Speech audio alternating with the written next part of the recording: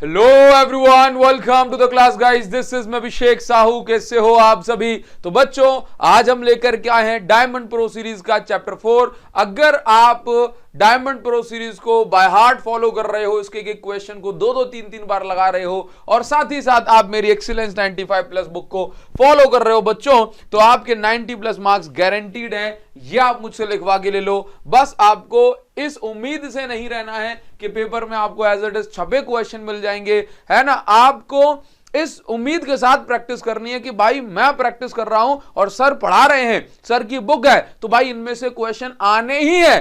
But मुझे यह मान करके प्रैक्टिस करनी है कि अगर नया क्वेश्चन भी आएगा तो मैं इतनी प्रैक्टिस कर लूंगा, इतनी जबरदस्त तैयारी कर लूंगा कि भाई साहब मैं उस क्वेश्चन को आराम से सॉल्व करके आने वाला हूं। मैंने पिछले 1, 2, 3 चैप्टर में आपको धमाकेदार प्रैक्टिस करवाई है। इसी प्रकार से चैप्टर 4 की प्रैक्टिस आपको जो है मैं दमदार तरीके से करवाने वाला हूं। तो प्यारे बच्चों, मैं आपको इस वीडियो के डिस्क्रिप्शन में लिंक दे रहा हूं, है ना। आप इस लिंक के थ्रू मेरी एक्सीलेंस 95 प्लस बुक को आप अभी ऑर्डर करें और इससे क्वेश्चन प्रैक्टिस करना स्टार्ट करो। आपको देखना है कि भाई मेरी तैयारी कितनी क्या हो, कितने पानी में हो, तो आप ओसवाल का सैंपल पेपर भी मैंने आपको इसी लिंक से अटैच कर दिया। आप जो इसको ले सकते हैं और प्रैक्टिस करना आप स्टार्ट करते हैं। आपको डायरेक्ट यहां से जाओगे ना तो आपको एक डिस्काउंटेड पेज पे आप पहुंच जाओगे। ठीक है बच्चों, तो आपको बस इतना कहना चाहता हूं कि diamond pro series and excellence 95 plus ये आपकी 90 प्लस की गारंटीड है। ये तबाही है बच्चों। बस आपको इन्हीं दोनों के क्वेश्चंस को बार बार प्रैक्टिस करनी है और कुछ नहीं करना बच्चों, और कुछ भी नहीं करना। ठीक है, अच्छा ये तो बात हुई। अब इसके साथ साथ मैं आपको बताना चाहता हूं कि जिस दिन आपका रिजल्ट आएगा और आपको लगे कि सर आपकी सीरीज ने मेरी बहुत हेल्प करी है, तो बच्चों आपको कुछ भी नहीं करना है। अपना जो रिजल्ट है आपके अपने बढ़िया से फोटो के साथ, है ना, मुझे इंस्टाग्राम पे शेयर करना है। हाँ, जिसको मैं अपनी कम्युनिटी पे जो है पोस्ट करूंगा, बच्चों को दिखाऊंगा कि देखिए बच्चों ये डायमंड प्रो सीरीज ने कितने लोगों की मदद कर पाई है, जिससे मुझे भी मोटिवेशन मिलता है कि हाँ भाई मैंने सारी चीजों को छोड़ छाड़ के, पेड बैचेस को छोड़ छाड़ के, सब छोड़ के आपके लिए जो है एक फ्री सीरीज निकाली, प्रीमियम सीरीज निकाली, जिसका रिजल्ट आज मुझे मिल रहा है रिजल्ट आने पर, है ना। तो जरूरी नहीं कि आपके 95 आएंगे तभी आप मुझे मैसेज करेंगे। आप अगर अपने 60, 70, 80, 90 मार्क्स से खुश हो ना, तो मुझे एक बार जरूर शेयर करना, ताकि पता पड़ता है, लोगों को दिखाया जाता है कि देखिए कि आप कहते हो कि प्रीमियम कंटेंट ही सब चलता है, पेड कंटेंट तो नहीं, ऐसा नहीं है। यूट्यूब पर भी अगर आप प्रीमियम कंटेंट दे रहे हो एक सही इंटेंशन से, तो बच्चों उसको प्यार करते हैं, पसंद करते हैं, और इसी उम्मीद के साथ मैं इस सीरीज को रिकॉर्ड कर रहा हूं बच्चों, है ना। अच्छा, इस सीरीज में जो क्वेश्चंस हम प्रैक्टिस करवा रहे हैं उनकी आपको जो पीडीएफ है वो आपको हमारे टेलीग्राम चैनल में मिल जाती है, जिसको आप लोग ज्वाइन कर लेंगे। इस टेलीग्राम चैनल की लिंक भी मैं आपको इसी वीडियो के डिस्क्रिप्शन में आपको दे देता हूं। ठीक है, चलिए तो हम करेंगे स्टार्टिंग। और शुरुआत करने से पहले मैं आपको इस चैप्टर के एक पूरा एक ओवरव्यू दूंगा कि भाई साहब इस चैप्टर के अंदर कैसे कैसे चीजों को हमें करना है, और हम जो है सारे कॉन्सेप्ट लपेटते हुए, भाई साहब मैं पढ़ा रहा हूं तो समझ लीजिए कि आपका काम हो गया। ठीक है, अच्छा सबसे पहली चीज इस चैप्टर में हमें पढ़ना है मूविंग चार्जेस एंड मैग्नेटिज्म में, है ना। तो मैं कॉन्सेप्ट निपटाऊंगा और बहुत इजीएस्ट क्वेश्चन करने से बचूंगा। ठीक है, अच्छा तो सारे क्वेश्चन जो कॉन्सेप्ट भी मैं आपको पढ़ा रहा हूं, थ्योरी में अगर मैं पढ़ा रहा हूं, तो आपको इन सारी बातों को ध्यान रखना है। ठीक है, अच्छा तो सबसे पहली चीज आपसे अगर मैं ये कहूं कि मैग्नेटिक इफेक्ट ऑफ करंट की डिस्कवरी किसने की थी, तो मैग्नेटिक इफेक्ट ऑफ करंट जो है, मैग्नेटिक इफेक्ट की जो डिस्कवरी है ये की थी ऑस्टेड ने। किसने? OERSTED। ठीक है, ऑस्टेड ने की थी। ठीक है, अच्छा इसके बाद अगर मैं बात करूं कि यदि मैं आपसे कहता हूं कि अकेला कोई मूविंग चार्ज है, यदि कोई चार्ज है जो मूव कर रहा है, ठीक है, तो ये चार्ज क्या बनाता है, तो बोला सर ये चार्ज बनाता है। अच्छा इससे पहले मैं ये कहूंगा कि यदि मेरे पास कोई रेस्ट चार्ज है, कैसा चार्ज है, मेरे पास रेस्ट चार्ज है। ठीक है, तो आप मुझे बताइए कि रेस्ट चार्ज क्या बनाता है बच्चों। यहां से क्वेश्चन बन जाते हैं। तो रेस्ट चार्ज बनाता है ओनली इलेक्ट्रिक फील्ड। क्या बनाता है? Only electric field. अगर मूविंग चार्ज है तो वो क्या बनाता है, वो electric field and magnetic field दोनों बनाता है। ठीक है, अच्छा अगर मैं आपसे बच्चों ये कह दूं कि करंट कैरिंग कंडक्टर है, क्या है मेरे पास, करंट कैरिंग कंडक्टर। ठीक है, करंट कैरिंग कंडक्टर यदि मेरे पास है, तो करंट कैरिंग कंडक्टर क्या बनाता है, तो याद रखिए ये बनाता है ओनली मैग्नेटिक फील्ड। सर ये इलेक्ट्रिक फील्ड नहीं बनाता क्या, तो याद रखना कि ये इलेक्ट्रिक फील्ड नहीं बनाता। क्यों नहीं बनाता? क्योंकि करंट कैरिंग कंडक्टर के पास कोई एक्सेस चार्ज नहीं होता, no net charge. Current carrying conductor में बस करंट जो होता है, यानी कि चार्जेस एक एंड से दूसरे एंड तक सर्कुलेट हो रहे होते हैं, कोई नेट चार्ज नहीं होता करंट कैरिंग कंडक्टर के पास। ठीक है, करंट नेट चार्ज चार्ज का मतलब कोई इलेक्ट्रॉन हमेशा के लिए इससे निकल जाए या बाहर से कोई इलेक्ट्रॉन आ जाए, नहीं, बैटरी जो होती है बस इसी के इलेक्ट्रॉन को सर्कुलेट करा रही होती है, तो ना तो इसके पास एक्सेस ऑफ इलेक्ट्रॉन है और ना ही डेफिसिट ऑफ इलेक्ट्रॉन। ठीक है, आप इसको याद रखेंगे। अच्छा, इसके बाद ना एक इंपॉर्टेंट बात है, जैसे इस चैप्टर में हम बात करने वाले हैं मैग्नेटिक फील्ड की, तो आपको इसमें हमेशा दो बातों को ध्यान रखना है। एक होता है हमारा राइट हैंड थंब रूल। कौन सा? Right hand rule. Right hand rule sir ये तो मैं सारी बातें समझता हूं, लेकिन इस पर बेस्ड क्वेश्चन आने वाले हैं। राइट हैंड रूल की अगर मैं बात करता हूं तो आपको यहां पर ध्यान देना है कि राइट हैंड रूल क्या कहता है कि करंट अगर आपका कंडक्टर की मैं बात कर रहा हूं तो करंट जिस डायरेक्शन में होगा उस डायरेक्शन में आप अंगूठा रखेंगे और उंगलियों को बैंड करेंगे तो ये आपकी मैग्नेटिक फील्ड की डायरेक्शन देगा, है ना। तो अगर सर ये लिखाओ मत, मुझे पता है आप कंफ्यूज हो जाओगे बाद में। करंट के लिए क्या? थंब। और अगर मैग्नेटिक फील्ड की बात करूं तो मैग्नेटिक फील्ड के लिए आपकी राइट हैंड की फिंगर चलेंगी। राइट हैंड लिखा है तो राइट हैंड यहां पर अंडरस्टूड होगा। ठीक है, अब अगर मान लीजिए मेरे पास एक लूप है, करंट कैरिंग लूप है, तो अगर मेरे पास एक करंट कैरिंग लूप है तो अगर मैं इसमें बात करूं तो इसमें भी मैं राइट हैंड रूल चलाऊंगा। क्या? Right hand rule, right hand curl rule. तो राइट हैंड कर्ल रूल क्या कहता है? राइट हैंड कर्ल रूल ये कहता है कि भाई फिंगर्स को रखना है करंट की डायरेक्शन में। फिंगर्स को कहां रखना है? करंट की डायरेक्शन में। ठीक है, और जो आपका थंब होगा, थंब आपको देगा मैग्नेटिक फील्ड की डायरेक्शन या फिर आपको ये देगा नॉर्थ पोल की डायरेक्शन, या हम आगे पढ़ेंगे मैग्नेटिक मोमेंट की डायरेक्शन। किसकी डायरेक्शन? मैग्नेटिक मोमेंट की डायरेक्शन। ठीक है, अच्छा, जैसे मान लीजिए कि अगर मैं यहां पर आपसे कह दूं करंट इस डायरेक्शन में फ्लो हो रहा है, करंट, ठीक है, तो आप क्या करेंगे? इस डायरेक्शन में अपनी उंगलियों को रखेंगे, उंगलियों को, लूप वाले केस में उंगलियों को रखा तो करंट अगर ऊपर है तो उंगलियां ऊपर, अंगूठा कहां है? बोला सर बाहर की साइड, तो मैग्नेटिक फील्ड यहां पे बाहर की साइड होगी। ठीक है, करंट अगर यहां पर हमारा ऐसे फ्लो हो रहा है, ऐसे, तो आप देखिए करंट की डायरेक्शन में उंगलियों को, करंट की डायरेक्शन में आपने उंगलियों को रखा, करंट की उंगलियां, तो अंगूठा अंदर, तो इसका मतलब मैग्नेटिक फील्ड अंदर है। ठीक है, और आप ये बात तो जानते हो कि ये क्रॉस साइन होता है इनवर्ड मैग्नेटिक फील्ड का और डॉट साइन होता है आउटवर्ड मैग्नेटिक फील्ड। हाँ सर, ये तो बात मैं जानता हूं।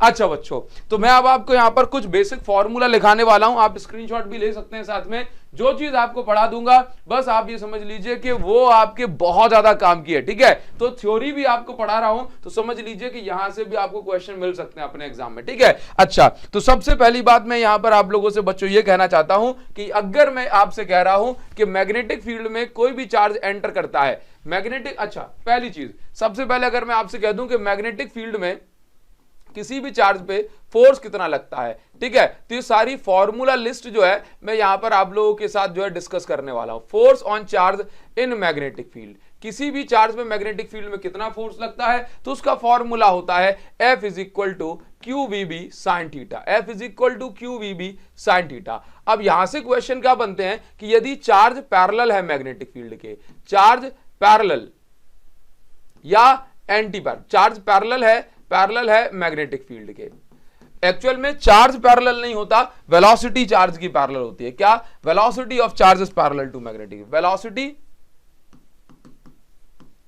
Of charge is parallel to magnetic field. तो ऐसे केस में हम थीटा को 0 लेते हैं। क्यों? मान लीजिए ये हमारे पास मैग्नेटिक फील्ड है, ये मैग्नेटिक फील्ड है और चार्ज जो है इस डायरेक्शन में आगे बढ़ रहा है, तो ये इसकी वेलोसिटी हो गई, तो दोनों सेम डायरेक्शन में, थीटा 0, तो ऐसे केस में फोर्स भी हो जाता है 0। ठीक है, तो मैं आपको यहां पर लिखवा देता हूं कि फोर्स 0 कब कब होता है ना, और मैक्सिमम कब कब होता है। तो अगर आप यहां पर ध्यान से देखें तो अगर मैं आपसे कहूं कि फोर्स, ठीक है, मैग्नेटिक फोर्स का फॉर्मूला, मैग्नेटिक फोर्स का फॉर्मूला, सर ये सारी चीजें मुझे पता है कि आपको सब पता है, बट मेरे कहने पर आप जो एक बार इनको भले ही 1.5 की स्पीड में देखो लेकिन देखो जरूर। मैग्नेटिक फोर्स का फॉर्मूला होता है F is equal to QVB sine theta. ठीक है, अगर मैं इसका वेक्टर फॉर्म लिखना चाहता हूं तो मैं इस तरीके से लिख सकता हूं F vector is equal to Q V vector cross B vector, ये इसका वेक्टर फॉर्म हो गया। ठीक है, अब मैं बात करूंगा मिनिमम फोर्स की। तो मिनिमम फोर्स की कंडीशन कब बनती है, आप सुनते जाइए। मिनिमम फोर्स यानी कि 0 फोर्स कब लगता है, मिनिमम फोर्स कब लगता है? जब चार्ज जो है हमारा रेस्ट में होता है।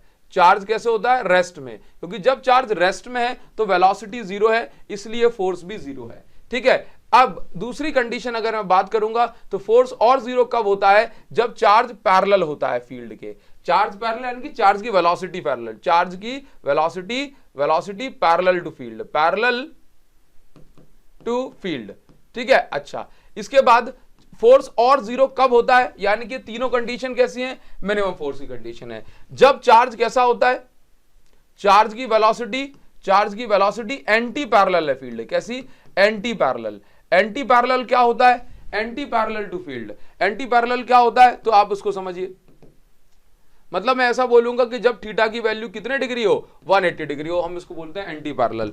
अगर मैं यहां पर ड्रॉ करके दिखाऊं कंडीशन, तो आप ऐसे मान लीजिए कि भाई ये मेरे पास चार्ज है, ये चार्ज की वेलोसिटी, ये मैग्नेटिक फील्ड और ये चार्ज की वेलोसिटी कितने डिग्री है, बोला पैरेलल है तो 0 डिग्री, तो इसको मैंने नाम दिया theta is equal to 0 degree. ठीक है, साइन 0 होता है 0, इसलिए फोर्स भी 0। ठीक, अगर चार्ज हमारा मूव कर रहा है ऑपोजिट टू द फील्ड, यानी मैग्नेटिक फील्ड यहां है और चार्ज की वेलोसिटी यहां है, तो ऐसे केस में थीटा जो है ऑपोजिट डायरेक्शन में होने के कारण से 180 डिग्री हो जाएगा और साइन 180 0 होता है, तो इस केस में फोर्स हो गया 0 या फिर मिनिमम। तो ये जो तीन केस हैं ये आपके मिनिमम फोर्स वाली कंडीशन है ना, और ये इसी को हम बोलते हैं जीरो फोर्स वाली कंडीशन। इसके बाद हम बात करेंगे मैक्सिमम फोर्स की कंडीशन कौन सी होती है। तो आप समझिए कि मैक्सिमम फोर्स के लिए अगर मैं बात कर रहा हूं, तो आपको यहां पर ध्यान देना है कि फोर्स जो रहेगा ये आपका मैक्सिमम कब होगा, जब थीटा की वैल्यू 90 डिग्री रहेगी। जब थीटा की वैल्यू 90 डिग्री होती है, इसका मतलब है कि चार्ज जो होता है, चार्ज फील्ड के परपेंडिकुलर होता है, charge perpendicular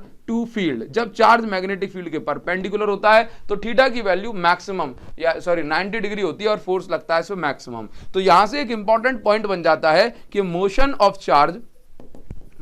of charge in perpendicular field. पूरे चैप्टर को अभी रिवाइज नहीं करवाऊंगा, बट जितने क्वेश्चंस मैं आपको करवाने वाला हूं पहले, उनको जरूर उतना कॉन्सेप्ट आपको रिवाइज करवाऊंगा। नहीं आपको ऐसा लगेगा सर पूरी थ्योरी क्लास हमारी चल रही है, नहीं, पहले जितना पोर्शन में आपको पढ़ाने वाला हूं, जितने के क्वेश्चंस करवाने वाला हूं, उतने को तो करा सकता हूं ना। ठीक है, चलिए, तो motion of charge in perpendicular field कैसा मोशन होता है, बोला इसका मोशन होता है सर्कुलर। कैसा होता है सर, सर्कुलर मोशन होता है। ठीक है, अगर फील्ड हमारी कैसी है, अगर फील्ड हमारी नॉन परपेंडिकुलर है, नॉन परपेंडिकुलर का मतलब है कि कुछ एंगल वैंगल बन रहा है, 90 डिग्री नहीं है। Motion of charge in non perpendicular field मतलब चार्ज जो है 90 डिग्री के अलावा कुछ और एंगल बना रहा है, फील्ड के परपेंडिकुलर नहीं है, तो इसका मोशन कैसा होता है, हेलिकल मोशन होता है। कैसा मोशन होता है, हेलिकल मोशन होता है। ठीक है, अच्छा, अब इसके बाद कुछ इंपॉर्टेंट बातें, इंपॉर्टेंट बातों में आपको यहां पर ध्यान देना है। सबसे पहले आप चाहो तो इसका स्क्रीनशॉट ले सकते हो।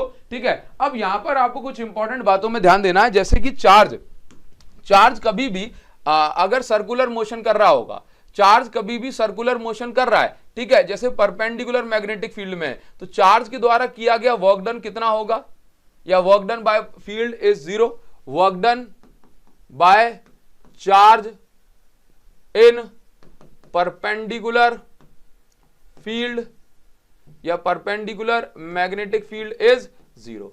क्यों 0 है, क्योंकि अगर आप बात करें यहां पर, अगर आप यहां पर बात करें कि एक्चुअल में फोर्स कहां लग रहा होगा, हमेशा सर्कुलर मोशन में फोर्स लगता है टुवर्ड द सेंटर, और इसकी डिस्प्लेसमेंट कहां हो रही होती है, बताओ जरा, किसी भी पॉइंट पे टेंजेंट ड्रॉ कर दो, वहां पे थीटा की वैल्यू कितनी है, बोले सर 90 डिग्री है। थीटा की वैल्यू कितनी है, बोले सर 90 डिग्री है। तो वर्क अगर मैं निकाल रहा हूं तो एफ डी एक्स कॉस 90, तो इस प्रकार से वर्क डन क्या हो गया, 0 हो गया। वैसे भी आप समझ सकते हो कि सर्कुलर मोशन में कभी भी एक साइकिल जब पूरी होगी तो डिस्प्लेसमेंट क्या हो जाएगी, 0, तब भी आप वर्क को क्या बोल सकते हो, 0। तो ठीक है, तो आपको ये बात आपको यहां पर ध्यान रखनी है। अच्छा, तो work done by charge in perpendicular field is always 0। ठीक है, बहुत बढ़िया। इसके बाद आपको यहां पर एक बात याद रखनी है कि जब वर्क डन 0 है तो change in kinetic energy is always 0। मतलब आपको यहां पर याद रखना है, आपको यहां पर याद रखना है कि कभी भी जब चार्ज परपेंडिकुलर मैग्नेटिक फील्ड में सर्कुलर मोशन कर रहा होता है, या ये बोलूं कि चार्ज का जो मोशन है, चाहे मैग्नेटिक फील्ड परपेंडिकुलर हो या नॉन परपेंडिकुलर हो, कभी भी चार्ज की जो स्पीड है वो नहीं बदलती है ना। तो चेंज इन काइनेटिक एनर्जी, या आप ऐसे लिखें kinetic energy and speed of charge, kinetic energy and speed of charge is always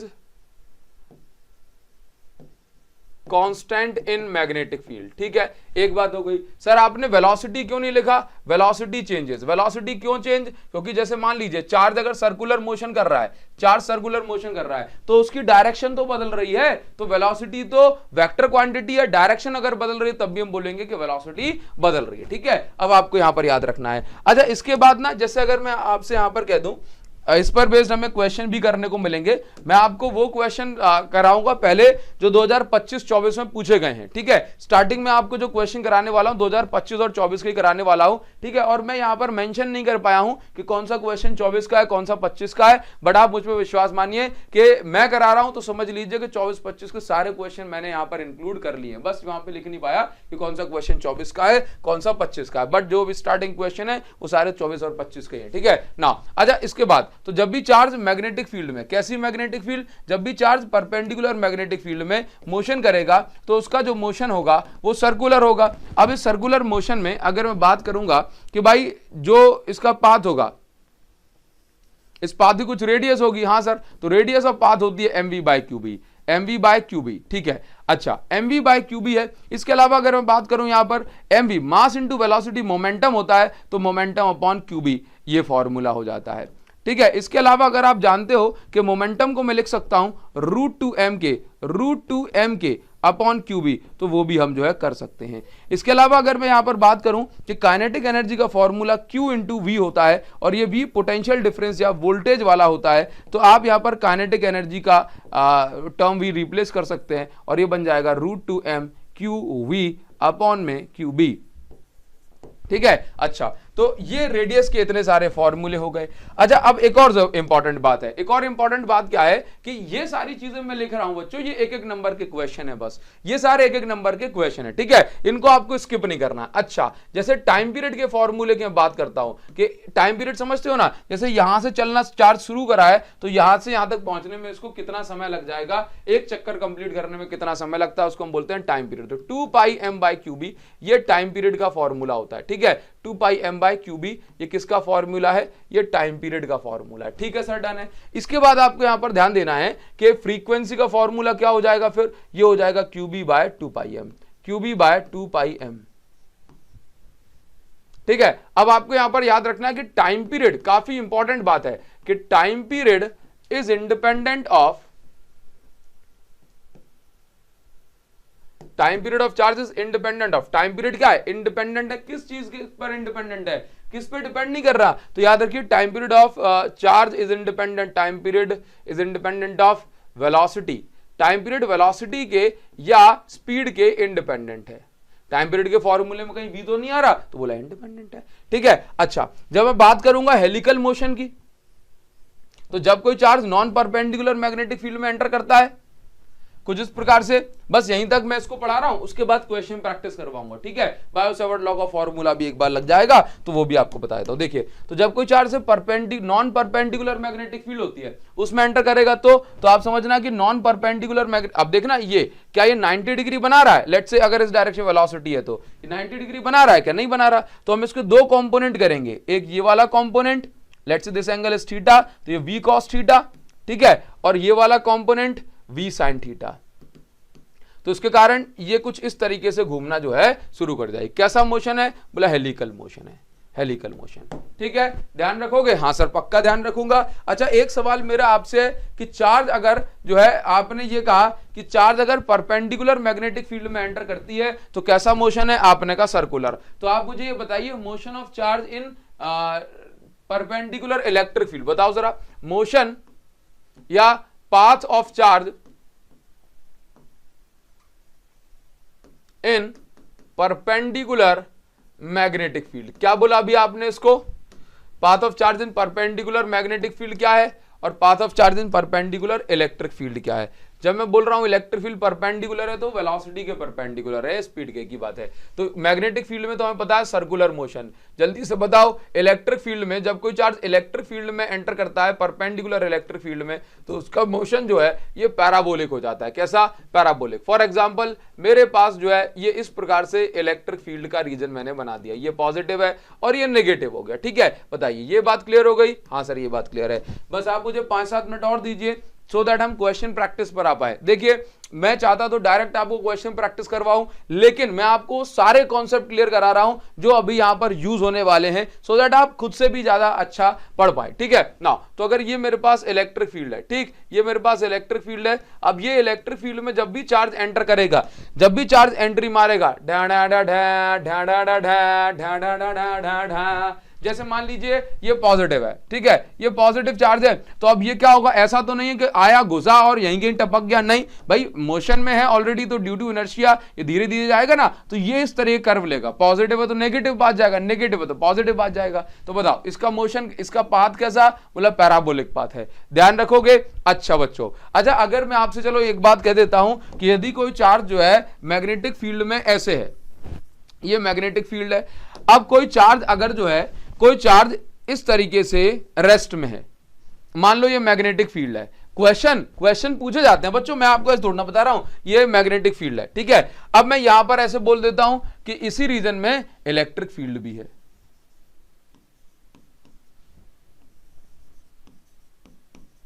ठीक है, ये इलेक्ट्रिक फील्ड हो गई। तो अब आप मुझे ये बताइए कि ये चार्ज इस तरीके से रखा हुआ है, एक चार्ज रखा है, दूसरा चार्ज यहां पर इस डायरेक्शन में मोशन कर रहा है, ठीक है, दोनों मैं मान लेता हूं पॉजिटिव चार्ज है, पॉजिटिव चार्ज है। बताओ अब दोनों केस में क्या होने वाला है, दोनों केस में क्या होने वाला है आपको ये बताना है। क्या आप बता सकते हैं, क्या आप बता सकते हैं? तो देखो, ट्राई करो, वीडियो को पॉज करो और आंसर देने का ट्राई करो, करो वीडियो को पॉज, आंसर देने का ट्राई करो, करो करो करो करो करो, अरे करो करो करो करो करो, अरे करो ना।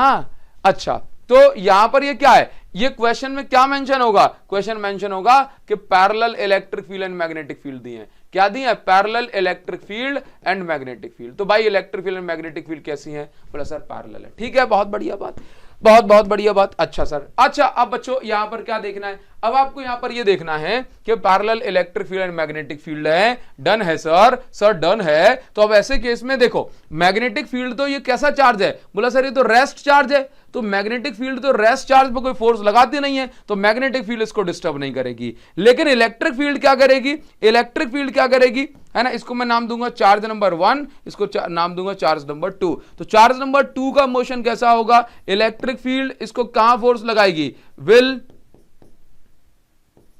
exert force along the field। Electric field positive charge पे कहां फोर्स लगाती है, अलोंग, यानी जिस डायरेक्शन में इलेक्ट्रिक फील्ड है उसी डायरेक्शन में पॉजिटिव चार्ज पे फोर्स लगेगा, तो ये सेकंड नंबर का चार्ज सेम डायरेक्शन में जाएगा। अब बात करेंगे, अब मैग्नेटिक फोर्स का, मैग्नेटिक फोर्स क्या है, जीरो, मैग्नेटिक फोर्स डिस्टर्ब नहीं करेगा क्योंकि रेस्ट चार्ज पे फोर्स जीरो लगता है ना। और अब देखिए दूसरा नंबर केस समझ लेते हैं। अब देखो, अब ये चार्ज है, ये पॉजिटिव चार्ज यहां जा रहा है, यहां जा रहा है, अब इलेक्ट्रिक, अब देखना ये चार्ज मैग्नेटिक फील्ड के पैरेलल है, तो मैग्नेटिक फील्ड रुके हुए चार्ज पे, पैरेलल चार्ज पे, एंटी पैरेलल चार्ज पे कोई फोर्स नहीं लगाती है, तो सर किस पे लगाएगी, बोला अगर किसी एंगल पे घुसेगा तो लगाएगी, है ना, तिरछा जाएगा, परपेंडिकुलर जाएगा तो लगाएगी। हाँ, तो मैग्नेटिक फोर्स तो कुछ नहीं लगेगा इस पे, तो इसका मतलब है कि मैग्नेटिक फोर्स पहले नंबर पे जीरो है, लेकिन इलेक्ट्रिक फोर्स तो लगेगा। तो इलेक्ट्रिक फोर्स इस डायरेक्शन में ऑलरेडी जा रहा था और इसी डायरेक्शन में इलेक्ट्रिक फील्ड, तो इस डायरेक्शन में और फोर्स लगेगा, तो इसकी वेलोसिटी होगी, बढ़ जाएगी in the same direction as electric field, ठीक है। Velocity due to electric force increases in same direction, ठीक है। तो मान लीजिए कि अगर कोई चार्ज रेस्ट में है, यदि कोई चार्ज कैसा है, यदि कोई चार्ज रेस्ट में है, अगर आप इस रेस्ट चार्ज को आप रिलीज कर दो, रेस्ट चार्ज को आप रिलीज कर दो in parallel electric field and magnetic field, release करने का मतलब है कि आप पकड़े तो छोड़ दो, तो इलेक्ट्रिक फील्ड से फोर्स लगाएगी और उसको आगे बढ़ा देगी, नेगेटिव चार्ज होगा तो उसको ऑपोजिट डायरेक्शन फोर्स लगा देगी। तो आपसे पूछेगा कि इसका मोशन या पाथ कैसा होगा, तो आप बोलना कि स्ट्रेट लाइन मोशन करे, कैसे, इसका पाथ होगा स्ट्रेट लाइन, ठीक है, ध्यान रखोगे। अगर वही मैं ऐसा बोल दूं कि ड्रॉप कर दिया जाए तो, ड्रॉप कर दिया जाए तो क्या होगा, तो ड्रॉप कर दिया, लेट से मैग्नेटिक फील्ड है, अब आपको चार्ज को ना, लेट से आपने नेगेटिव चार्ज को या पॉजिटिव चार्ज को आपने ड्रॉप किया है, अब इसी डायरेक्शन में इलेक्ट्रिक फील्ड है, ठीक है, इलेक्ट्रिक फील्ड भी है और मैग्नेटिक फील्ड भी है। अब ये चार्ज को आपने ड्रॉप किया है, तो ये चार्ज जैसे आपने ड्रॉप किया ना, तो इलेक्ट्रिक मैग्नेटिक फील्ड तो इसको गोल गोल घुमाएगी, उसी जगह पे, लेकिन इलेक्ट्रिक फील्ड इसको आगे लेके जाएगी, तो ये इसका जो मोशन है वो कुछ इस प्रकार का हेलिकल मोशन हो जाएगा। तो अगर आप रिलीज की जगह ड्रॉप लिखें, ड्रॉप्ड इन पैरेलल, अच्छा ऐसे लिखना चाहिए मुझे, ड्रॉप्ड इन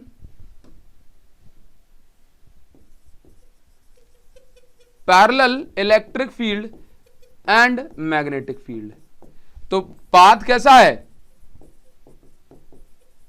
हेलिकल हो जाएगा। ठीक है, तो ये सारे की पॉइंट्स, इनको हम बोलते हैं की पॉइंट। बच्चों ये जो मैं आपको स्टडी करवा रहा हूं ये है स्टडी थ्रू की पॉइंट्स, है ना।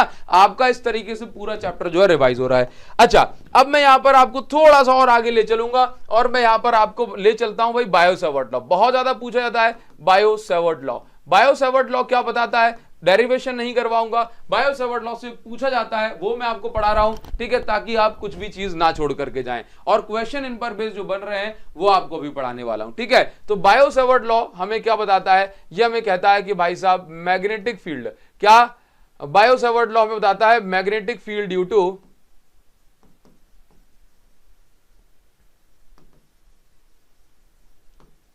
Current carrying element. Biot Savart law क्या सिखा रहा है, मतलब magnetic field to current carrying element. कोई भी छोटा मोटा टुकड़ा है अगर उसके कारण हमें मैग्नेटिक फील्ड निकालनी है तो बायो-सेवर्ट लॉ का इस्तेमाल करते हैं। और बायो-सेवर्ट लॉ के एप्लीकेशंस में मैं ज्यादातर बात कर लेता हूं किसकी, कि भाई साहब जो है सर्कुलर कॉइल के कारण मैग्नेटिक फील्ड कितनी है, सेंटर पे, एक्सिस पे, खूब सारे क्वेश्चन जो है उससे भी होने वाले हैं, हम उस पर अभी डिस्कशन कर लेंगे आगे ना। तो अगर मैं यहां पर बात करूं कि बायो-सेवर्ट लॉ के कारण कोई भी एलिमेंट है उसके कारण मुझे मैग्नेटिक फील्ड निकालनी है, तो फॉर्मूला होता है mu naught by 4 pi IDL sine theta by R square, IDL sine theta by R square, ये फॉर्मूला होता है। अगर इसका वेक्टर फॉर्म लिखना होता है तो ये हो जाता है formula mu naught by 4 pi और IDL vector cross R vector. ठीक है बच्चों, अच्छा अपॉन में क्या हो जाता है, अपॉन में हम लिखते हैं आर क्यूब, क्योंकि ऊपर आर नहीं था तो ऊपर आर का इंटू किया तो नीचे भी करना पड़ा। अच्छा एक चीज है, ये चीज तो आप लोग समझते होंगे कि आई डॉट आई, ठीक है, यूनिट फॉर्म में I dot I, J dot J, के डॉट के, ये सब 1 होता है। ठीक है, क्योंकि वेक्टर फॉर्म में इनकी जरूरत अक्सर पड़ती रहती है। ठीक है, जबकि अगर मैं आई का किसी और के साथ डॉट करूंगा तो सब 0 हो जाएगा। ठीक है, जबकि आई क्रॉस के, आई जे के, आई क्रॉस के, आई क्रॉस जे कितना होता है के, जे क्रॉस के कितना होता है आई, के क्रॉस आई कितना होता है जे। अगर रिवर्स कर दिया तो माइनस साइन, जैसे कि जे क्रॉस आई होता है माइनस का के, ठीक है, के क्रॉस जे होता है माइनस का आई, ठीक है, आई क्रॉस के होता है माइनस का जे। बताइए क्या इतनी बात क्लियर है? हाँ सर मुझे तो क्लियर है, किसी और का मुझे मतलब नहीं है। अच्छा जी, same to same Aishwarya Rai. अच्छा चलो बहुत बढ़िया। अब इसके बाद मैं आ जाता हूं आपको एक और बात, फ्लेमिंग का लेफ्ट हैंड रूल तो हर बच्चा समझता है, फ्लेमिंग लेफ्ट हैंड रूल। तो फ्लेमिंग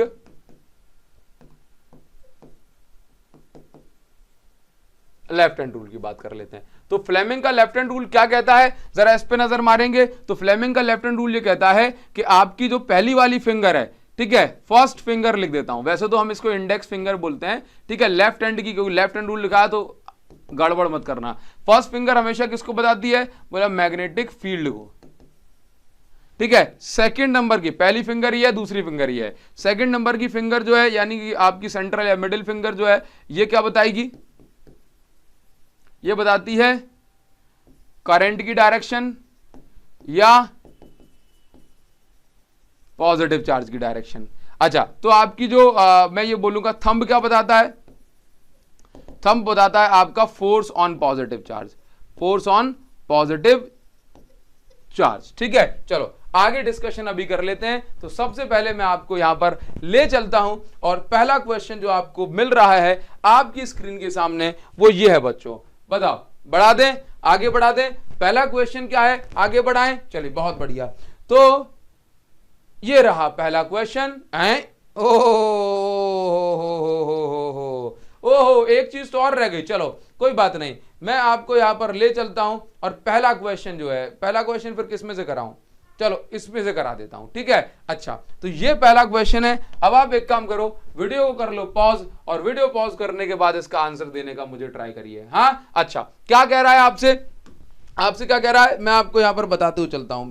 देखिए, सबसे पहली बात आपसे ये कह रहा है कि आपको ना यहां पर दो इंसुलेटिंग वायर दिए गए हैं, एक इसमें करंट फ्लो रहा है, एक इसमें करंट फ्लो रहा है। अब आपको क्या बोल रहा है, I1 I2 एक दूसरे के म्यूचुअली परपेंडिकुलर हैं। आपको बताना है फाइंड द लोकस, लोकस का मतलब है पोजीशन, लोकेशन, है ना। Find the locus of point eight which net magnetic field is zero. तो आप मुझे बताइए कि मैग्नेटिक फील्ड जीरो कहां पर होती है, जहां पे ऑपोजिट डायरेक्शन में मैग्नेटिक फील्ड हो, वहीं पर तो फील्ड जीरो हो सकती है। तो आप यहां पर 1 2 3 4 रीजन में से चेक कर लीजिए कहां पर मैग्नेटिक फील्ड जो है दोनों वायर के कारण ऑपोजिट है। तो अगर मैं पहले इस 1 रीजन की बात करूं तो इसमें देखो, पहले कंडक्टर कारण फिंगर अंदर, मैग्नेटिक फील्ड अंदर। दूसरे के कारण आप देखो करंट यहां है तो मेरा अंगूठा भी यहीं जाएगा, है ना, मैग्नेटिक फील्ड बाहर। तो यहां पर इस वाले रीजन में मैग्नेटिक फील्ड कैंसिल हो सकती है क्योंकि ऑपोजिट डायरेक्शन में है, ठीक है। तो ये रीजन 1 हो गया।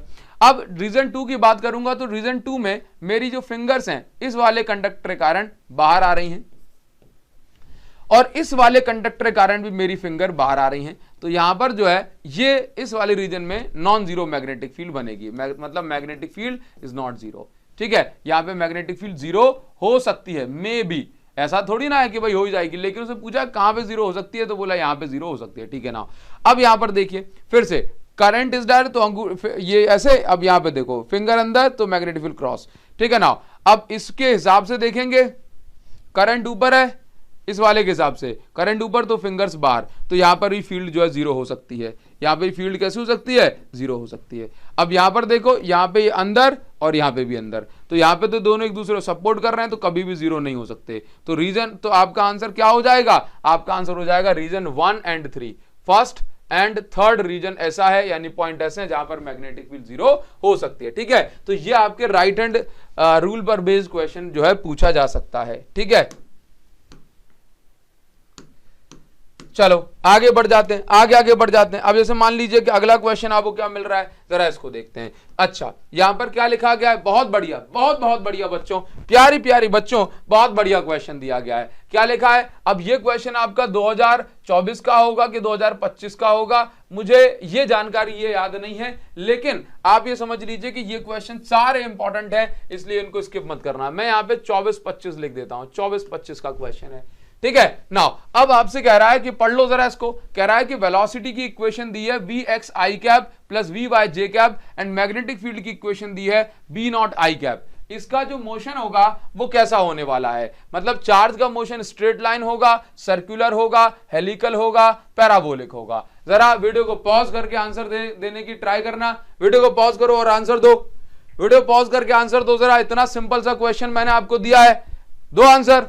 हाँ चलो, तो ये मान लो कि ये आई गया आपके सामने, अब क्या करने वाले हो। बहुत सारे बच्चे इतने भाई, उनको ये है कि हम तो करेंगे नहीं पॉज, आप तो बताओ, हम नहीं दिमाग लगा। अरे क्यों, जिनने कर लिया भाई साहब पीठ थपथपा लो अपनी, बहुत बढ़िया। जिन्हें नहीं किया वो खोपड़ी थपथपाएं। करना है, ट्राई करना है, गलत हो जाए that is different thing. Magnetic field B naught I cap, मतलब magnetic field B naught I cap का अर्थ बच्चों यहां पर ये हो गया कि मैग्नेटिक फील्ड एक्स एक्सिस में है, मैग्नेटिक फील्ड ऐसे है। Velocity I cap and J cap, I cap मतलब चार्ज आगे भी जाएगा, जे कैप मतलब ऊपर भी जाएगा, मतलब चार्ज ऐसे घुस रहा है, आई कैप आगे भी जा रहा है, ऊपर भी जा रहा है। तो इसका मतलब अब पाथ कैसा होने वाला है, हेलिकल होने वाला है। कुछ नहीं पूछा, बस ये आपको इक्वेशन देके उसने ये बताने की कोशिश करी कि चार्ज जो है परपेंडिकुलर नहीं है। अगर वो ऐसे बोल देता कि मैग्नेटिक फील्ड है आई कैप में और चार्ज की वेलोसिटी में सिर्फ जे कैप या सिर्फ के कैप लिखा होता, तो 90 डिग्री में अगर ये हो जाता, तो इस केस में जो है जो पाथ है वो सर्कुलर हो जाता। क्यों, क्योंकि आई कैप ऐसे मैग्नेटिक फील्ड, ठीक है, और जे कैप ऐसे ऊपर की साइड चार्ज की वेलोसिटी होती, तो ऐसे गोल गोल घूमने लग जाता। बताइए, हाँ इस साल का क्वेश्चन है। चलो अगले क्वेश्चन पे आ जाते हैं। अब अगला क्वेश्चन क्या दिया गया है जरा यहां से देखते हैं। यह भी 2024 या 25 का क्वेश्चन है, तो मैं यहां पर लिख देता हूं 24-25, ठीक है। चलो ये क्वेश्चन आपको मिल रहा है, वीडियो करो पॉज और आंसर देने का ट्राई करो। क्या लिखा गया है, ये लिखा गया कि वेलोसिटी की इक्वेशन ये दी है ठीक है। मैग्नेटिक फील्ड की वैल्यू ये दी हुई है, आपको मैग्नेटिक फोर्स बताना है और ट्रेस इट्स पाथ यानी कि इसका पाथ रास्ता कैसा होगा। आपको लग रहा होगा कि सर सिंपल क्वेश्चन है, जिस टॉपिक से जैसे क्वेश्चन आएंगे वैसे कराऊंगा, क्योंकि आप लोग मेरे साथ इतने टाइम जुड़े हो तो मुझे पता है कि मैं अपने सीरीज का स्टैंडर्ड नहीं कराऊंगा, जो चीज आपके लिए आवश्यक है वो सब कराऊंगा। अगर इस टॉपिक से क्वेश्चन आया है इसी साल तो समझ लीजिए कि भाई करने ही पड़ेंगे, ऐसे भी करने पड़ेंगे। तो स्टार्टिंग में अगर आपको लग रहा है कि भाई बहुत ही इजी है, सिंपल है, तो आंसर देते जाओ और आगे बढ़ते जाओ, आपको रोक थोड़ी ना रहा हूं मैं। हाँ ठीक है, चलो। हाँ अच्छा, इसके बाद यहां पर बताइए, an electron is moving with velocity v vector is equal to 3 × 10⁻⁶। तो वेलोसिटी जो दी है किसी भी इलेक्ट्रॉन की, ये 3 × 10⁻⁶ मीटर पर सेकेंड, और ये कहां पे आई कैप में है, मतलब चार्ज आगे जा रहा है। और मैग्नेटिक फील्ड कहां है, के कैप। मतलब आप ऐसे समझ लीजिए कि मैग्नेटिक फील्ड जो है इस डायरेक्शन में है, मैग्नेटिक फील्ड इस डायरेक्शन में है। के कैप का मतलब क्या है, सॉरी के कैप मतलब बाहर की साइड। देखो आई माइनस आई, जे यानी वाई एक्सिस, के मतलब जेड एक्सिस। तो अगर यहां पे माइनस के लिखा होता तो अंदर की साइड, ओनली के लिखा है तो मैग्नेटिक फील्ड बाहर की साइड है। मैग्नेटिक फील्ड कहां है, आउटवर्ड। 1 2 3, 1 2 3, मैग्नेटिक फील्ड कहां है, आउटवर्ड है। ये बिंदी क्या बता दिया, आउटवर्ड मैग्नेटिक फील्ड को, ठीक है। तो मैग्नेटिक फील्ड आउटवर्ड है के कैप में, ठीक। और चार्ज का मोशन कहां, आई कैप में। तो हम क्या बोलेंगे, चार्ज कहां भागेगा, बोला आई कैप, इस साइड भागेगा। पहले तो बताओ इसका पाथ कैसा होगा, ट्रेस इट्स पाथ। तो इसका पाथ भी ट्रेस करना है और अपन को फॉर्मूला बताना। तो क्या करेंगे, मैग्नेटिक फील्ड कहां है, ये पहली फिंगर मैग्नेटिक फील्ड, अंदर नहीं सर बाहर, ठीक है बाहर। चार्ज कहां जा रहा है, बोला सर इस साइड जा रहा है, तो सेकंड वाली फिंगर इस साइड, ये गई। मैग्नेटिक फील्ड बाहर, चार्ज की वेलोसिटी इस साइड, तो फोर्स कहां लग रहा है, नीचे की साइड है। हाँ सर, फोर्स कहां लग रहा है, आहा, यही तो बच्चे गलती करते हैं, फोर्स कहां लग रहा है, बोला सर नीचे की साइड। अच्छा, लेकिन लेकिन लेकिन लेकिन मैंने आपको क्या लिखवाया था, मैंने आपको यहां पर यह लिखाया था कि थंब क्या बताता है, बोला फोर्स ऑन पॉजिटिव चार्ज। तो जो आपने अभी फोर्स निकाला है नीचे की साइड, वो कौन सा है, बोला सर वो तो पॉजिटिव चार्ज के लिए है। इसका अर्थ ये हो गया कि यहां पे लिखा है इलेक्ट्रॉन। तो अगर पॉजिटिव चार्ज पे नीचे की साइड फोर्स लग रहा है तो इलेक्ट्रॉन पे ऊपर की साइड फोर्स लगेगा, ऑपोजिट डायरेक्शन में लगता है। एक बार फिर से बताइए सर, मैग्नेटिक फील्ड कहां है, बोला सर यहां है। चार्ज कहां जा रहा है, सर नीचे नहीं, नीचे नहीं जा रहा, कहां जा रहा है, इस साइड, तो इस साइड घुमा दो, ये चला गया। तो मैग्नेटिक फील्ड बाहर, चार्ज इस साइड जा रहा है, फोर्स कहां लग रहा है, नीचे। बट अंगूठा तो पॉजिटिव चार्ज पे फोर्स बताता है, तो इलेक्ट्रॉन तो नेगेटिव है ना, तो पलट दो। अगर फोर्स पॉजिटिव पे नीचे की साइड है तो इलेक्ट्रॉन या नेगेटिव पे ऊपर की साइड हो जाएगा। तो यहां पे फोर्स कैसा, फोर्स ऑन इलेक्ट्रॉन अपवर्ड। तो ये इलेक्ट्रॉन आएगा, ये आएगा। अब ऐसा तो है नहीं, ये देखो ये इलेक्ट्रॉन की वेलोसिटी हो गई, ठीक। ये इलेक्ट्रॉन आया और ऊपर की साइड फोर्स लगा तो ये ऐसे घूम जाएगा, ऐसे। ऐसा थोड़ी ना यहीं से चला जाएगा, क्यों, इनर्शिया के कारण उसको थोड़ा सा आगे बढ़ना पड़ेगा ना। तो इस तरीके बताओ, तो इसका जो मोशन कैसा हो गया, सर्कुलर। और उसने सिर्फ ये नहीं बोला था कैसा पाथ है, उसने बोला ट्रेस इट्स पाथ, ट्रेस करना है, बताना है। सर्कुलर तो आप ऐसे भी बना सकते थे, लेकिन आपको प्रॉपर ट्रेस करना है कि डायरेक्शन वायरेक्शन क्या होने वाली है, ठीक है। अब देखिए जरा, अब देखो B vector is equal to, magnetic field की बात करेंगे तो अब मैग्नेटिक फील्ड की बात कर रहा हूं तो 91 मिली टेस्ला। अब यहां पे कैलकुलेट फोर्स, फोर्स भी तो निकालना है। फोर्स निकालना है तो आप क्या करोगे, आप यहां पर एक काम करोगे, फोर्स निकालना है तो F is equal to Q V B sine theta. अब क्योंकि ये परपेंडिकुलर मैग्नेटिक फील्ड में एंटर कर रहा है, दिख रहा है ना कि ये वेलोसिटी आई कैप, ये के कैप, तो यहां पर क्यू वी बी साइन 90 बन जाएगा। F is equal to Q, electron पे चार्ज 1.10⁻⁻19, चार्ज की वेलोसिटी 3 × 10⁻⁶, ठीक है। और मैग्नेटिक फील्ड की वैल्यू 91 मिली टेस्ला। तो 91 मिली का मतलब होता है 10⁻³ तो बताइए जरा फोर्स ये न्यूटन में कितना आ जाएगा, ये आपको कमेंट सेक्शन में लिखना है कि सर न्यूटन में इतना फोर्स है। कमेंट सेक्शन में मुझे इसका आंसर बताइए। सभी बच्चे कमेंट सेक्शन में इसका आंसर मुझे बताएंगे। हाँ जी, चलो बहुत बढ़िया, बहुत बहुत बढ़िया। अब हम आगे बढ़ जाएंगे। अब इसके बाद बहुत ही बेसिक सा एक सवाल जो है आपसे यहां पर पूछा गया, 1 नंबर में पूछा गया था, और ये सवाल ये 2024 का या 25 का है, ठीक है। मुझे ध्यान नहीं है, 24 और 25 इक्वल इंपॉर्टेंट है, यानी कि दोनों की इंपॉर्टेंस बिल्कुल रिसेंट ईयर में ही होती है, इसलिए आप इसको अच्छे से करिए। अच्छा बताओ जरा, तो ये इसका आंसर क्या होने वाला है, क्या लिखा है, क्या आपको दिखाई पड़ रहा है? अच्छा, तो मुझे लगता है कि आपको इसको पहले ढंग से देख लेना चाहिए कि इसके अंदर लिखा क्या है। अगर आप इसको पढ़ जाएंगे तो भाई साहब आपका काम अच्छा हो जाएगा। पढ़ लो जरा, वीडियो करो पॉज, खुद से जो है आप इसको ड्रॉ करिए, लिख के देखिए और जो है इसका आंसर बताइए। है तो बहुत ही सिंपल सा, लेकिन सिंपल सवालों में भी कई बार हम ध्यान नहीं करते हैं, फ्लो में पता नहीं कौन सी धुन में लगे रहते हैं कि आंसर जो है गलत कर देते हैं। ठीक है, इसलिए आपको इसका सही जवाब जो है देना ही होगा प्यारे बालकों, देना ही होगा प्यारी बालिकाओं। अच्छा जी, अच्छा जी, तो बताइए क्या लिखा? Straight wire is kept horizontally, horizontal रखा हुआ है, या तो ऐसे है या ऐसे है। ठीक है, now in east west direction. तो बच्चों आप एक बात समझ लीजिए कि जब भी मैं बात करता हूं ईस्ट वेस्ट की तो हमेशा याद रखिए, ये हो गया ईस्ट, ये हो गया वेस्ट, हमेशा ऊपर नॉर्थ और नीचे साउथ। यहां पर ये मत समझ लेना कि ये ऊपर की साइड नॉर्थ या साउथ है। यहां पर आप ऐसे मान लीजिए, यहां पर आप ऐसे मान लीजिए, ऐसे मान लीजिए कि ये मेरे पास पेपर है। ठीक है, तो ये पेपर ऐसे रखा हुआ है, तो मेरे राइट हैंड की साइड हमेशा, राइट हैंड की साइड हमेशा ईस्ट है, लेफ्ट की साइड वेस्ट है, अंदर की साइड तो ये जो बना हुआ है ना, ये ऐसे ऊपर नहीं है, ये अंदर की साइड नॉर्थ है, बाहर की साइड साउथ है। ठीक है, ऊपर अप एंड डाउन जा रहा है। ठीक है, बताइए जरा। तो इस तरीके से, क्योंकि उसने बोला ना हॉरिजॉन्टल प्लेन में रखा हुआ है। नाउ तो ये east west north south. Now अब देखिए क्या लिखा है, if steady current flows in wire from east to west. कह रहा है कि यदि करंट जो है कहां से कहां फ्लो हो रहा है, करंट फ्लो हो रहा है ईस्ट टू वेस्ट, मतलब करंट की जो डायरेक्शन है that is from east to west. तो ये करंट की डायरेक्शन है, this is the direction of current. तो आपसे क्या पूछ रहा है? आपसे पूछ रहा है कि the magnetic field at a point above the wire will point toward, at a point above the wire, यानी कि इस वायर के ऊपर मैग्नेटिक फील्ड किस डायरेक्शन में होगी। तो आपको क्या करना है, करंट की डायरेक्शन में अंगूठा, मैग्नेटिक फील्ड को अंदर, अंगूठा उंगलियां अंदर, तो ऊपर की साइड मैग्नेटिक फील्ड है इनवर्ड डायरेक्शन। इनवर्ड मतलब कहां पे? अंदर, नॉर्थ की साइड जा रहा है ना, कहां जा रहा है? नॉर्थ की साइड। तो आंसर हो जाएगा नॉर्थ। ठीक है, अब नीचे की साइड पूछता ना, तो बाहर की side, left east right, sorry right east west, आगे यानी अंदर नॉर्थ, पीछे साउथ। बताइए जरा, क्या इतनी बात क्लियर है? हाँ सर क्लियर होना चाहिए, तो यहां पर नॉर्थ आंसर हो गया आपका। अब आप ये देख रहे हो कि क्वेश्चन क्या था, क्वेश्चन तो वही था राइट हैंड थंब रूल, लेकिन पूछने का तरीका बदल गया, तो बहुत सारे बच्चों की बैंड बज गई होगी। हाँ, क्योंकि वो क्वेश्चन देख के डराना चाहते हैं बस, कि भाई तुम डर जाओ, नालायकों डर जाओ। ठीक है, हमें डरना नहीं है, हमें डरना नहीं है, और हमें जो है आगे बढ़ते रहना है, हो जाएगा, तसल्ली के साथ करिए। ठीक है, बहुत बढ़िया।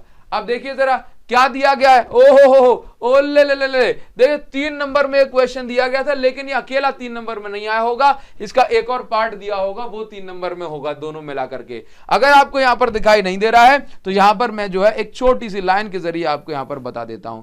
ठीक है, ये मान लीजिए कि ये वायर रहा होगा, ये मान लो कि ये क्या रहा है,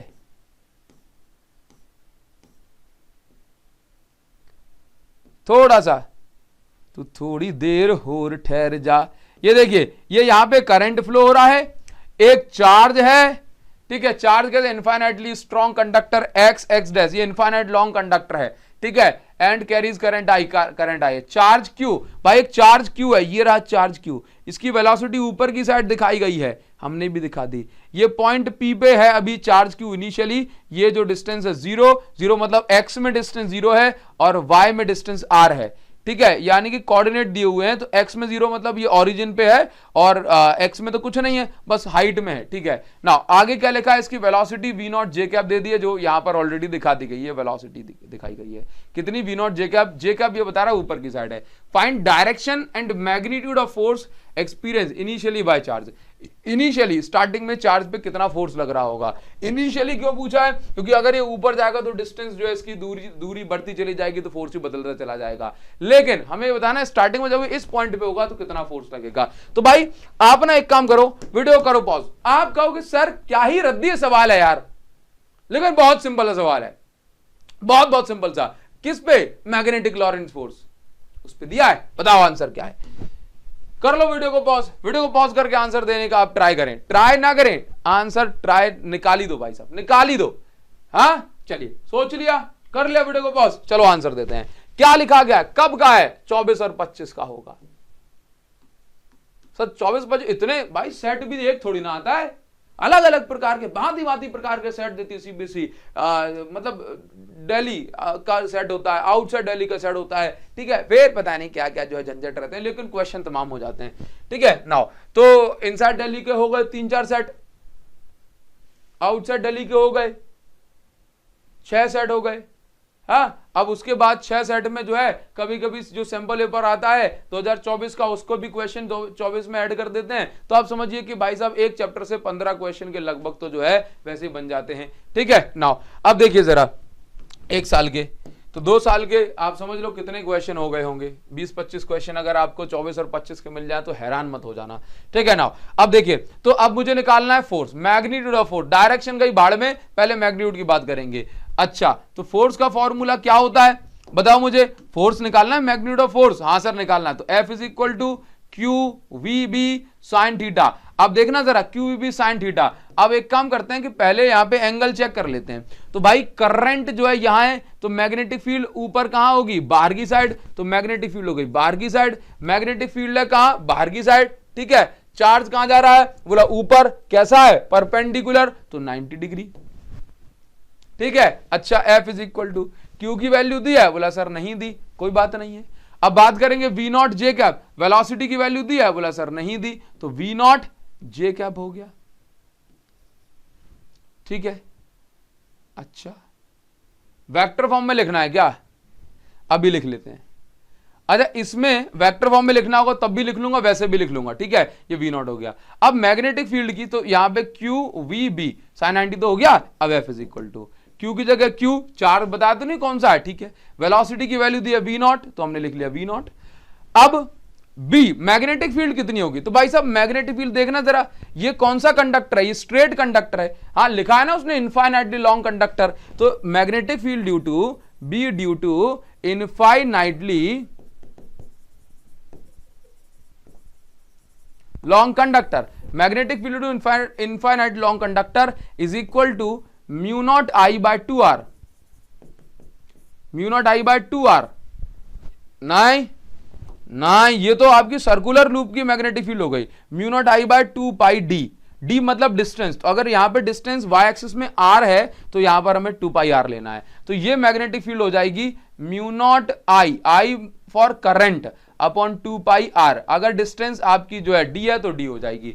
तो ये तो हो गया आपका जो है कैसा फॉर्म, ये हो गया आपका मैग्नीट्यूड। उसने बोला था find direction and magnitude of force, तो देखो मैग्नीट्यूड आपने इतना निकाल दिया। अब डायरेक्शन की बात करोगे तो डायरेक्शन भी बता सकते हो, डायरेक्टिव भी बता सकते हो, और आप फॉर्मूले के फॉर्म में भी बता सकते थे। अब देखना मैग्नेटिक फील्ड कहां है, मैग्नेटिक फील्ड कहां है, के कैप में है, ठीक है। और चार्ज की वेलोसिटी कहां है, तो आप ऐसे बोलो चार्ज की वेलोसिटी कहां है, आई कैप में है। अच्छा, चार्ज की वेलोसिटी कहां है, सॉरी जे कैप, जे कैप लिखा हुआ है, चार्ज ऊपर है तो चार्ज की वेलोसिटी जे कैप में, मैग्नेटिक फील्ड हमने पता की के कैप में। तो आप यहां पर देखिए कि यहां पर देखिए तो फॉर्मूले में F vector is equal to Q V cross B होता है, होता है। तो अब आप यहां से क्या बताएंगे, V क्रॉस बी। तो V क्रॉस बी में आप क्या करोगे कि 400 चलो छोड़ो, ठीक है, ये तो सिर्फ रफ वर्क बता रहा हूं आपको, रफ वर्क है। तो वेलोसिटी कहां है, जे कैप, मैग्नेटिक फील्ड के कैप, इसी सीक्वेंस में।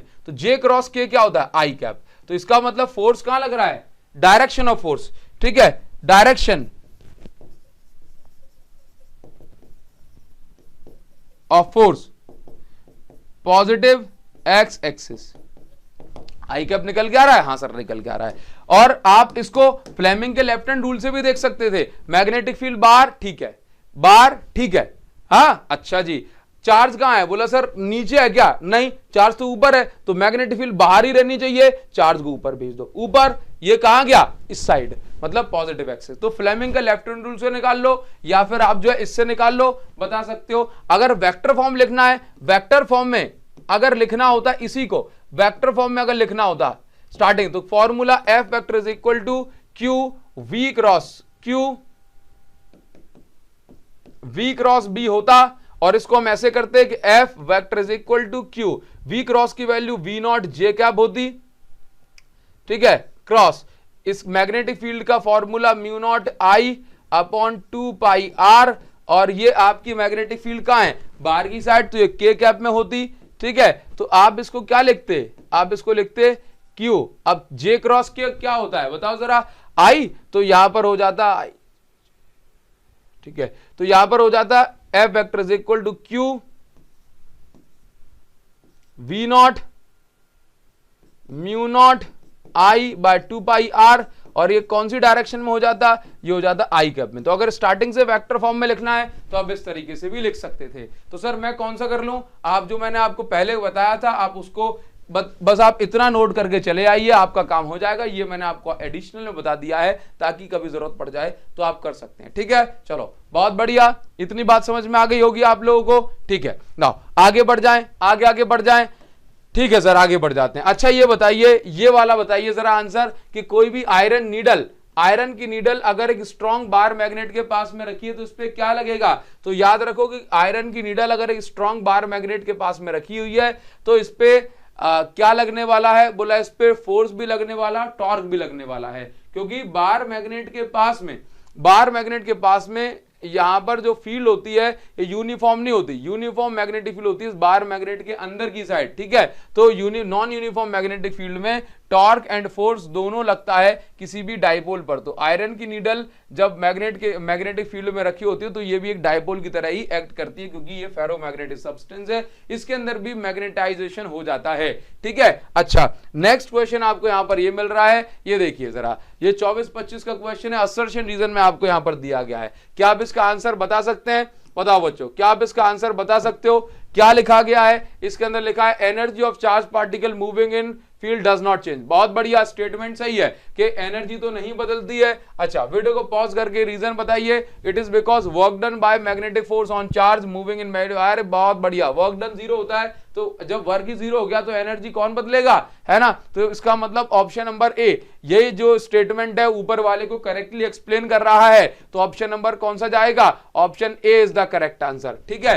आपको बहुत बड़े बड़े न्यूमेरिकल करने, आप आगे बढ़ जाइए, सब होगा इसके अंदर, सब होगा आज की क्लास में। लेकिन ये तो बच्चों वही क्वेश्चन है ना जो एग्जाम में पूछे गए हैं। मैं आपको वो क्वेश्चन तो नहीं करवा रहा हूं जो आए नहीं है, मैं आपको कोई ऐसे क्वेश्चन तो नहीं करवा रहा हूं कि अपने मन से मैंने सिंपल थ्योरी बना लियो। भाई साहब आते हैं तो मैं करवा रहा हूं, तो आपको करने पड़ेंगे।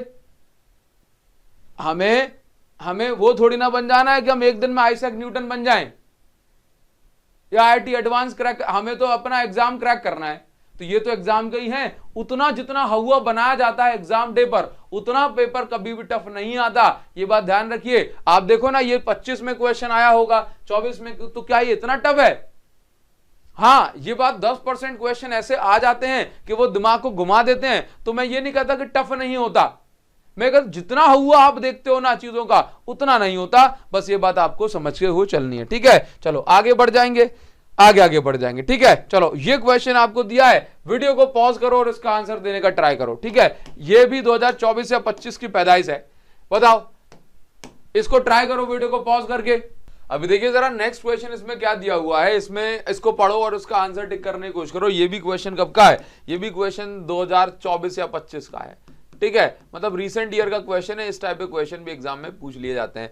अब इसको आप ट्राई करने के मतलब इसको सॉल्व करने का ट्राई करो, देखो, और ऑप्शन बताना कौन सा ऑप्शन आपके हिसाब से सही है। क्या लिखा हुआ है पहले इसको पढ़ो, कौन सा कॉन्सेप्ट है, उसके बाद ही तो हम आगे बढ़ पाएंगे। देखना 1 सेंटीमीटर का एक सेगमेंट है वायर का, यानी कि वायर का 1 सेंटीमीटर का टुकड़ा है, that lies along x axis, ठीक है।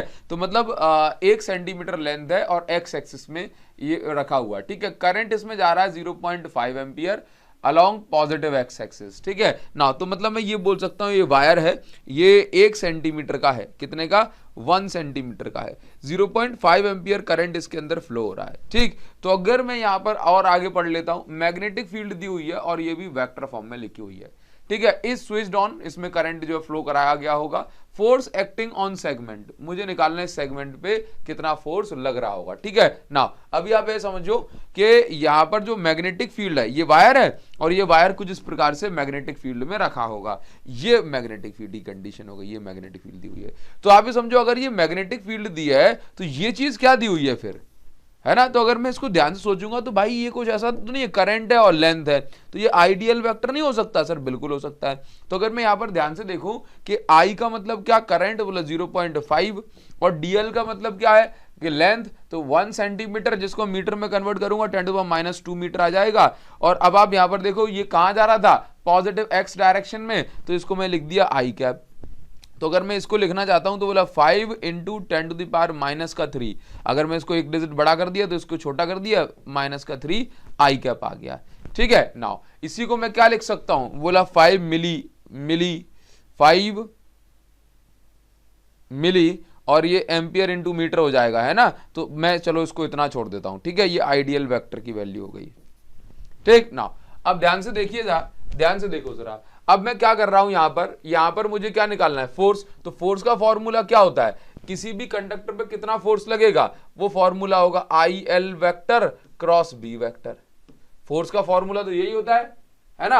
अच्छा, तो इसका मतलब मैं इसको IDL ना मानते हुए IL मान लूं तो, हाँ सर बिल्कुल मान लो। सर आपने गलत कर दिया, अरे गलत थोड़ी ना, मुझे थोड़ी ना पता है कि सिंपल जो है आगे तक ये होने वाला है, DL नहीं लाएगा। तो मैं तो फोर्स का फॉर्मूला लगाया कि भाई फोर्स निकालना है, तो फोर्स का formula IL cross B vector होता है। ठीक है, वैसे मैं IL भी sin थीटा लेता, बट इसमें वेक्टर फॉर्म में लिखा है तो मैंने ये वेक्टर फॉर्म में यहां पर ले लिया। अब इसको सॉल्व करना बड़ा ही आसान है। कैसे करेंगे, F vector is equal to, ध्यान से देखिए, IL वेक्टर की वैल्यू क्या आ गई, ये आ गई 5 × 10⁻³ आई कैप। ठीक है, क्रॉस B वेक्टर की वैल्यू क्या है, 0.4 मिली टेस्ला, 0.4 मिली का मतलब 10⁻³ अच्छा, और ये क्या है टेस्ला, J कैप, और ये लिखा हुआ है J कैप, प्लस ये B वेक्टर की वैल्यू चल रही है 0.6 मिली टेस्ला, 0.6 मिली टेस्ला 10⁻³ और ये कहां पे है, बोला ये K कैप में है, तो ये मैं लिख दिया K कैप। ठीक, अब ध्यान से देखिए जरा, ध्यान से देखो। अब आप यहां पर ये समझो कि F vector is equal to, अब पहले तो इसका इससे इंटू होना है, इसका इससे एक बार इंटू होगा, फिर एक बार इसका इससे होगा, तो 5 4 जा 20, तो ये बचा 2 × 10⁻⁶। अब I क्रॉस J, I का J के साथ क्रॉस, तो I क्रॉस J होता है K कैप। ठीक है, अब इसके बाद देखिए जरा, 5 का इंटू इससे, तो ये बनेगा प्लस का ये 3, 5 6 जा 30, 0.6 तो 3 10⁻⁶। ठीक, अब इसके बाद क्या बचा है, आप देखो I क्रॉस J, I का J K के साथ होना है, तो I क्रॉस K होता है माइनस का J, तो माइनस का J है इसलिए आगे आ गया माइनस और ये J कैप। ठीक, तो अब आप यहां पर देख लो, और ये किस में बन जाएगा, तो अगर मैं न्यूटन में इसमें बात करूंगा तो 2 10⁻⁶ होता है माइक्रो, तो 2 माइक्रो न्यूटन, मतलब एंड में न्यूटन लिख दूंगा मैं, या सिंपल चलो इसके हिसाब से चेक कर लो कितना निकल के आ गया। तो बताओ कौन सा ऑप्शन अपना ठीक बैठ रहा है। तो यहां पर देखिए ये वाला माइनस का 3 10⁻⁶ J कैप माइक्रो में लिखा है ना, तो 10⁻⁶ को रिप्रेजेंट कर रहा है। ठीक है, और प्लस का 2 K कैप, तो ये बी ऑप्शन इसका करेक्ट है। एक नंबर में आया और वेक्टर फॉर्म आ गया। कितना सिंपल क्वेश्चन है, इस तरीके से आप इसको कर सकते हैं। ठीक, तो इन क्वेश्चन से हमें यह पता पड़ता है कि इस टाइप के क्वेश्चन भी आते हैं, इनको इग्नोर नहीं करना है तो सिंपल। अच्छा, अब देखिए जरा, अब देखिए इस क्वेश्चन को ट्राई करेंगे। ये भी पास्ट ईयर का क्वेश्चन है, 24 और 25 का। ठीक है, अब बताओ इसमें क्या बताया जा रहा है, इसको ध्यान से पढ़ेंगे, सुनेंगे, समझेंगे। क्या मैं इसको और बड़ा कर दूं, ये लो भाई। ठीक, अब इसका आंसर बताने का कोशिश करो। इसमें क्या लिखा है, एक प्रोटॉन है, एक बार पढ़ लो आप वीडियो को पॉज करके और इसका आंसर देने की कोशिश करो। पढ़ लो वीडियो को पॉज करके। हाँ, देखिए क्या लिखा है, एक प्रोटॉन है जो कि मूव कर रहा है विद वेलोसिटी v, एक प्रोटॉन है जो v वेलोसिटी से आगे बढ़ता है, किसमें, in non uniform magnetic field में, trace the path and traces a path as shown in figure. बोला एक प्रोटॉन है जो कि v वेलोसिटी से आगे बढ़ रहा है और ऐसा पाथ फॉलो कर रहा है, ऐसा पाथ फॉलो कर रहा है। ठीक है, अब आपको आगे क्या बताया, path followed by the proton is always in the plane of paper. यानी कि जो पाथ फॉलो हो रहा है अगर वो इस बोर्ड के पैरेलल है तो ऐसा ही रहेगा, ऐसा नहीं कि यहां से गया और अंदर घुस गया है बाहर निकला है, नहीं, ये पाथ जो है ये कैसा है, प्लेन के पैरेलल है। आगे, what is the direction of magnetic field near point P, Q and R। बोला P, Q एंड R पर मैग्नेटिक फील्ड की डायरेक्शन क्या है, और आपको बताना है about what can you say about relative magnitude of magnetic field at this point. और आपको ये बताना है कि इन पॉइंट के आसपास मैग्नीट्यूड कितना है, P पे मैग्नेटिक फील्ड ज्यादा है, कि आपका जो Q पर मैग्नीट्यूड ज्यादा है मैग्नेटिक फील्ड का या R पर ज्यादा है, ठीक है, ये आपको बताना है। तो कहने का मतलब है कि आपसे ये कहा जा रहा है कि ये आपके पास एक प्रोटॉन है जो कि इस तरीके का पाथ फॉलो कर रहा है, आपको बताना है कहां पे मैग्नेटिक फील्ड की डायरेक्शन क्या होगी और कहां पे स्ट्रेंथ ज्यादा है कहां पे कम है, ठीक है। वीडियो को पॉज करके थोड़ा सोचने का ट्राई करो। तो मैं यहां पर फ्लेमिंग के लेफ्ट हैंड रूल का इस्तेमाल करता हूं। किसका? फ्लेमिंग के लेफ्ट हैंड रूल का, ठीक है। फ्लेमिंग के लेफ्ट हैंड रूल का इस्तेमाल करना आपको आना चाहिए, ठीक है। तो आप यहां पर देखिए कि अगर कोई सोचो यहां पर क्या है कि ये प्रोटॉन आया होगा सीधे चल के यहां से, अब इसका रास्ता नीचे की साइड हुआ है कि ऊपर की साइड? सर ऊपर की साइड, मतलब इस पे फोर्स ऊपर की साइड लगाया होगा, बट ड्यू टू इनर्शिया ये ऐसा हो गया, अचानक थोड़ी ना मुड़ पाता है, ठीक है। तो इसका मतलब आप ये समझिए कि फोर्स इस पे ऊपर की साइड लगा, मतलब अंगूठा ऊपर रहा होगा, ठीक है। इसका मोशन कहां था? इस साइड। तो इसका मतलब मैग्नेटिक फील्ड कहां होनी चाहिए? अंदर। देखो इसका मोशन यानी कि वेलोसिटी तो इस साइड है, तो वेलोसिटी वाली जो फिंगर है, ये वाली फिंगर, मिडिल फिंगर, ये मिडिल फिंगर, इसको मैंने कहां किया? इसको मैंने इस साइड किया, ठीक है। अब अंगूठा मेरा ऊपर की साइड होना चाहिए क्योंकि फोर्स ऊपर लगा होगा तभी तो ये ऊपर की साइड मुड़ा, नहीं तो सीधे नहीं चला जाता। हाँ सर बिल्कुल, ठीक है। तो अंगूठा ऊपर रखने के लिए मैग्नेटिक फील्ड वाली फिंगर का अंदर होना बहुत जरूरी है ना। तो यहां पर इसका मतलब ये हो गया कि यहां पर मैग्नेटिक फील्ड अंदर रही होगी, केवल तभी जो है ये ऊपर की साइड इसमें फोर्स लगा होगा। अब ये ऊपर की साइड उठ के ऐसे चला गया, Q तक आ गया, लेट से Q तक। अब आप मुझे बताओ कि Q पॉइंट से क्या ये कहीं पर डाइवर्ट हुआ? अगर ये इस तरीके से इसने ऐसा पाथ पकड़ लिया तो क्या Q पॉइंट पे ये ऊपर गया, नीचे गया, लेफ्ट में गया, राइट में कहीं गया? अगर राइट में जाए तो मैं अंगूठे को ऐसे राइट में रखता, ठीक है, वेलोसिटी इसकी ऐसी होती तो मुझे कुछ भी करना पड़ता, अंगूठा राइट में, वेलोसिटी ऊपर होती, ठीक है, तो मैग्नेटिक फील्ड बाहर की साइड होती। लेकिन ये तो कहीं नहीं गया, तो Q पॉइंट पे तो ये कहीं भी नहीं गया, जिस रास्ते पे चल रहा था उसी रास्ते पे तो रहा, स्ट्रेट ही तो रहा। इसका मतलब Q पॉइंट पे ये चार्ज कहीं डाइवर्ट ही नहीं हुआ, मतलब Q पॉइंट पे कहीं भी इस पे फोर्स ही नहीं लगा होगा, मतलब Q पॉइंट पे जो मैग्नेटिक फील्ड है ये कैसी है? जीरो है, यानी कि magnetic field at Q point is equal to zero, ना अंदर है और ना बाहर है। अब देखिए जरा, ये ऊपर आते आते आते ऊपर तक आया, ये ऊपर तक जा रहा था, अब पूछ रहा है ना कि near points P, Q and R। तो अब आप यहां पर देखिए ये जा रहा है कहां? ऊपर, यानी वेलोसिटी इसके ऊपर है। वेलोसिटी कहां है? वेलोसिटी वाली फिंगर ऐसे, ठीक है। अब फोर्स कहां लगा? अब देखना, अब सोच के देखो, अब सोच के देखो कि ये कोई भी चीज इस डायरेक्शन में जा रही है, इस पे कहां फोर्स लगा? डाउनवर्ड फोर्स लगा होगा। तो आप जैसे मान के चलो ये चार्ज ऐसे आया, इसको पकड़ के किसी ने डाउनवर्ड ही तो किया, तो उसका मतलब डाउनवर्ड मतलब पहले इसको लेफ्ट में लेके आया होगा ना। तो आप सोच के देखो कि इसकी वेलोसिटी, अच्छा फोर्स इस पे यहां लग रहा है, सोच के देखो फोर्स इस पे यहां लग रहा है, फोर्स चार्ज की वेलोसिटी यहां, वेलोसिटी वाली फिंगर इस साइड रखनी है, ठीक है, और फोर्स लगना चाहिए राइट साइड, तभी तो जो है ये इधर को मुड़ेगा। तो ऐसे केस में कैसे काम बन सकता है? तो आप ऐसे देखो, ध्यान से देखो, मेरी फिंगर देखो मैंने ऐसे सेट की कि मैग्नेटिक फील्ड बाहर की साइड है, चार्ज की वेलोसिटी इस साइड है, तब इसमें तिरछा यानी कि इसको ऐसे लेके जा, देखो समझो, चार्ज की वेलोसिटी यहां ऐसे जा रहा है तो वेलोसिटी वाली फिंगर यहां सही साइड करी है, ठीक है। मैग्नेटिक फील्ड कहां है वो तो मुझे नहीं पता, लेकिन ये तो पता है कि ये देखो फोर्स ऐसे ही भग रहा है, लग रहा है, तो देखो मेरा अंगूठा भी ऐसे जा रहा है, तो इसका मतलब मैग्नेटिक फील्ड को बाहर होना पड़ेगा।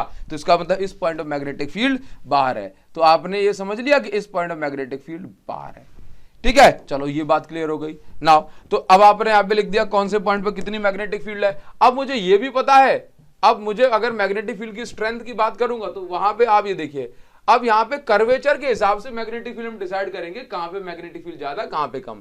तो जब कोई चार्ज से कर्व लेता है तो रेडियस का फॉर्मूला होता है mv/qb, ये हमने पढ़ा है। अब अगर मैं यहां से मैग्नेटिक फील्ड का फॉर्मूला बनाऊंगा तो ये हो जाएगा mv/qr, ये हो जाएगा, हाँ सर हो जाएगा। तो अगर आप मैग्नेटिक फील्ड को देखो तो ये inversely proportional radius of curvature के।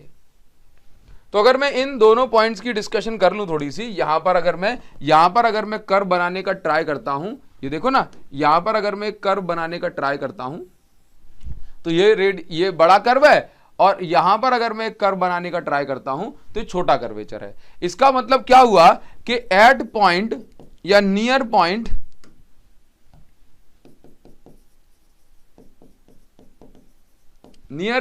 किस पॉइंट पे, नियर पॉइंट P,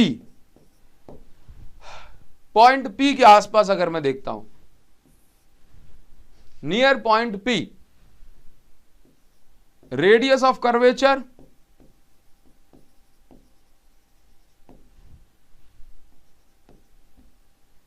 या ऐसे सिंपल लिख देता हूं, हियर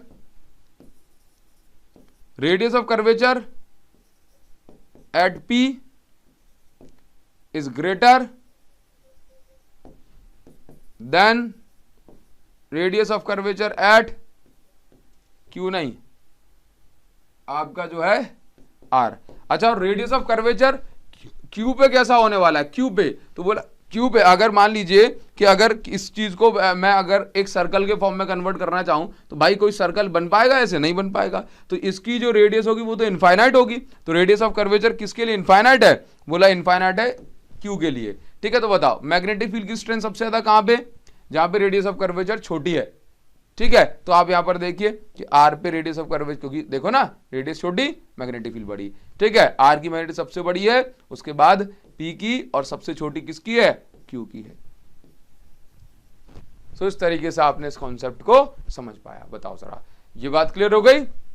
ठीक है, और वैसे भी मैं आपको बताऊं, जहां पे स्ट्रांग फील्ड होगी ना वो चार्ज को इतना घूमने नहीं देगी, ये चार्ज घुसेगा यहीं पे मोड़ देगी। ज्यादा पावरफुल है ना, तो इसका मतलब रेडियस अपने आप छोटी हो जाती है अगर मैग्नेटिक फील्ड स्ट्रांग होती है, तो क्यों, पकड़ के जल्दी से मोड़ देते। ठीक है, बताओ ये बात क्लियर हो गई ना। चलो अब हम आगे बढ़ेंगे, अब हम आगे बढ़ जाते हैं। अब देखिए जरा 3 नंबर में एक क्वेश्चन आ गया। कितने नंबर में, 3 नंबर में एक क्वेश्चन आ गया, और इसी साल आया। कौन सी साल आया, इसी साल क्वेश्चन आया है। कब, 24 में या 25 में। ठीक है, वीडियो को पॉज करके ट्राई करो, ट्राई करो क्या क्या आंसर होगा। ये मैग्नेटिक फील्ड नहीं है, मैग्नेटिक फोर्स पूछ रहा है, टाइप और एरर। ये इलेक्ट्रिक फील्ड फोर्स ही होगा। चलो इसको थर्ड वाले को, ऊपर वाले 2 सॉल्व कर लो, ऊपर वाले 2 सॉल्व कर लो, ऐसे बन के आ गया। कर लो, वीडियो को पॉज और ट्राई करो। खुद से ट्राई नहीं करोगे तब तक कैसे होगा, ट्राई तो करना पड़ेगा। ठीक है, नाउ क्या लिखा है, एक particle of charge Q is moving, एक पार्टिकल है Q चार्ज का जो कि मूव कर रहा है V वेलोसिटी वेक्टर से at distance D from long straight wire carrying current I as shown in figure. वैसे तो स्ट्रेट वायर वाला है, बट मैं आपको यहां पर पढ़ा देता हूं, बस इतनी बात आपको याद रखना है। स्ट्रेट वायर की जो मैग्नेटिक फील्ड है, इनफाइनाइट लॉन्ग स्ट्रेट वायर की जो मैग्नेटिक फील्ड होती है वो होती है म्यू पाई R या 2 पाई D मतलब डिस्टेंस होती है। ये मैग्नेटिक फील्ड का फॉर्मूला होता है लॉन्ग कंडक्टर की मैग्नेटिक फील्ड का। ठीक है, नाउ तो कह रहा है कि भाई ये एक वायर है, इसमें करंट फ्लो हो रहा है इस डायरेक्शन में, डी पॉइंट पे एक चार्ज है, ठीक है Q, और इसकी वेलोसिटी है V vector as shown in figure. इस डायरेक्शन में चार्ज आ रहा है, इस डायरेक्शन में चार्ज आ रहा है। नाउ क्या लिखा है, at this instant it is subjected to uniform electric field such that particle keeps moving undeviated। ओ हो, मतलब आप ये समझिए, बहुत बढ़िया बात कह दी। ठीक है, अब आपको निकालना क्या है, इसमें आपको निकालना है मैग्नेटिक फील्ड, आपको निकालना है मैग्नेटिक फोर्स, आपको निकालना है इलेक्ट्रिक फील्ड या electric force acting on this. बहुत बढ़िया, बहुत बहुत बढ़िया बच्चों, वेलोसिटी सिलेक्टर का ये कॉन्सेप्ट है। आप ये बताइए कि हमने इससे पहले कभी क्लास में सुना होगा, पढ़ा होगा वेलोसिटी सिलेक्टर का कॉन्सेप्ट। तो वेलोसिटी सिलेक्टर का कॉन्सेप्ट क्या कहता है, जरा एक बार मुझे बताना। जैसे मान लीजिए कि किसी जगह पर अगर perpendicular electric field and magnetic field है, फॉर एग्जांपल ये मेरे पास एक रीजन है, एक मेरे पास जगह है जहां पे इस तरीके से मैग्नेटिक फील्ड है, ठीक है, और यहां पर इलेक्ट्रिक फील्ड भी अप्लाई की गई है। ये प्लेट पॉजिटिव और ये प्लेट जो है नेगेटिव। तो अब मान लीजिए कि अगर कोई पॉजिटिव चार्ज आता है तो इस डायरेक्शन में घुसता है, तो आप मुझे बताओ कि ये चार्ज पे मैग्नेटिक फोर्स कहां लगेगा, सिर्फ मैग्नेटिक फोर्स बताइए, मैग्नेटिक फोर्स कहां लगेगा। तो हमने कहा सर मैग्नेटिक फील्ड इस साइड है, चार्ज इस डायरेक्शन में जा रहा है, तो मैग्नेट देखो ना, लेफ्ट हैंड रूल लगाओ, मैग्नेटिक फील्ड अंदर, चार्ज इस साइड जा रहा है तो फोर्स ऊपर। फ्लेमिंग के लेफ्ट हैंड रूल पे भी क्वेश्चन आ जाएंगे तो बना दोगे ना आप, फोर्स ऊपर। तो फोर्स ऊपर, यानी कि ये आएगा और ऊपर की साइड मुड़ जाएगा। तो इसका मतलब है मैग्नेटिक फोर्स इस पे कहां लग रहा है, इस पे मैग्नेटिक फोर्स कहां लग रहा है, ऊपर की साइड। अब अगर यही पॉजिटिव चार्ज को मैं इलेक्ट्रिक फील्ड के हिसाब से देखूं तो ऊपर प्लस है नीचे माइनस है, तो ये पॉजिटिव चार्ज जो है इलेक्ट्रिक फील्ड के कारण ये कहां आएगा, बोला नीचे की साइड आएगा। तो इलेक्ट्रिक फोर्स कहां लेके जा रही है, बोला नीचे की साइड जा रही है। सोचो कि अगर मैग्नेटिक फोर्स ज्यादा हुआ तो ये ऊपर आ जाएगा, इलेक्ट्रिक फोर्स ज्यादा हुआ तो नीचे चला जाएगा। लेकिन टू कीप या टू मूव अनडेविएटेड, अनडेविएटेड अगर इसको जाना है, सिर्फ सीधा जाना है, ना ऊपर ना नीचे, तो ऐसे केस में मैग्नेटिक फोर्स और इलेक्ट्रिक फोर्स एक दूसरे के जस्ट बराबर होने पड़ेंगे। रीजन उसका क्या है कि भाई तभी तो जो सीधे जा पाएगा, अदरवाइज दोनों में से जो फोर्स ज्यादा उसके साइड मुड़ जाएगा, है ना। तो टू मूव अनडेविएटेड यानी बिना जो इधर उधर ऊपर नीचे जाए, ठीक है। तो इलेक्ट्रिक फोर्स कितना लगता है, QE। तो यहां से Q से Q कट गया। अच्छा, तो वेलोसिटी का फॉर्मूला बन गया E/B। वेलोसिटी का फॉर्मूला क्या बन गया, E/B। इसका मतलब है कभी भी आपसे ये कहा जाए, कभी भी आपसे ये कहा जाए कि भाई साहब ये बता दीजिए कि आप ये बता दीजिए कि किस वेलोसिटी से जाएं कि कांस्टेंट वेलोसिटी से चलते चले जाएं, ठीक है, मतलब अनडेविएटेड जाएं, वेलोसिटी की वैल्यू चेंज ना हो, तो फॉर्मूला इलेक्ट्रिक फील्ड और मैग्नेटिक फील्ड का रेशियो निकाल दो। अब जैसे कभी थर्ड वाले पार्ट में इसमें इलेक्ट्रिक फील्ड पूछिए ना, तो इलेक्ट्रिक फील्ड निकाल देंगे मैग्नेटिक फील्ड का इनटू B से करके। मैग्नेटिक फील्ड पूछी होती, इलेक्ट्रिक फील्ड गिवन होती, तो इसी फॉर्मूले से निकाली जा सकती है। कॉन्सेप्ट समझ गए अनडेविएटेड का, ठीक है सर समझ गया, मैं तो होशियार हूं। तो चलो ठीक है, देखते हैं। तो अब पहला पॉइंट आपको क्या निकालना है, बोला इस पॉइंट पे मैग्नेटिक फील्ड निकालनी है। तो भाई साहब मैग्नेटिक फील्ड निकाल देंगे, हाँ डायरेक्शन के साथ निकालेंगे, क्योंकि उसने लिखा है मैग्नेटिक फील्ड B वेक्टर, मतलब आपको प्रॉपर डायरेक्शन के हिसाब से चलना पड़ेगा, ठीक है। और क्वेश्चन में भी उसने देखो I cap J cap K cap लगा के दिया, ठीक है। 3 नंबर में आ गया। अब आपको यहां पर जो बेसिक समझ है, मतलब आप यहां पर देखो ना कि इस चैप्टर से कैसे सवाल पूछे गए कि सिर्फ फॉर्मूले में वैल्यू पुट करनी और कुछ नहीं करना, सिर्फ फॉर्मूले वैल्यू पुट, यानी कि जितनी अच्छी प्रैक्टिस आप कर लेते हो, आप ये फॉर्मूला पुट करने से डरते नहीं हो, ठीक है। और वही इस डायमंड प्रो सीरीज का मेन पर्पस है, ठीक है बच्चों। नाउ तो अब देखते हैं जरा, अब इसके अंदर क्या बताया गया, बोला मैग्नेटिक फील्ड। मैंने देखा करंट अगर यहां पे है तो इसकी मैग्नेटिक फील्ड इस पॉइंट पे कहां होगी, अंदर होगी। करंट यहां, मैग्नेटिक फील्ड अंदर, तो यहां पे लग गया क्रॉस मैग्नेटिक फील्ड। तो अब आप यहां पे मुझे बताओ, magnetic field is equal to, ये क्या है, current carrying conductor, long conductor, तो μ0I/2πd, डी डिस्टेंस तो d। अब इसके बाद आप यहां पर देखो मैग्नेटिक फील्ड कहां है, अंदर की साइड है, तो बोला -K कैप, ये हो गई मैग्नेटिक फील्ड। B वेक्टर कहां है, तो लो ये हो गया। अच्छा, अब बोला मैग्नेटिक फोर्स, ये किस पे, बोला चार्ज पे, फोर्स तो इस पे लग रहा है। तो अब मुझे बताओ फोर्स का फॉर्मूला होता है QVB। अब मैग्नेटिक फोर्स आपको निकालना है ना, तो आप क्या करो, आप एक काम करो, यहां पर देखो जरा कि यहां पे वेक्टर फॉर्म लिखा गया है, तो मुझे यहां पे ऐसे लिखना पड़ेगा कि QV cross B, F vector is equal to, अब Q तो चलो Q है, V क्रॉस V कहां जा रहा है, माइनस में, लेफ्ट। देखो यहां पे XYZ एक्सिस बताई थी, ये दिखाया था, यहां पे दिखाया है कि अगर आप इस साइड जा रहे हो तो I कैप है, ऊपर की साइड जा रहे हो तो J कैप है, इस साइड जा रहे हो तो K कैप है। इसका मतलब ये हो गया कि अगर आप लेफ्ट में जा रहे हो तो क्या है, -I कैप। तो वेलोसिटी कहां है, V वेक्टर की जगह क्या लिखा मैंने, माइनस का I कैप, ठीक है। चलिए बहुत बढ़िया। क्रॉस B वेक्टर की जगह क्या लिखेंगे,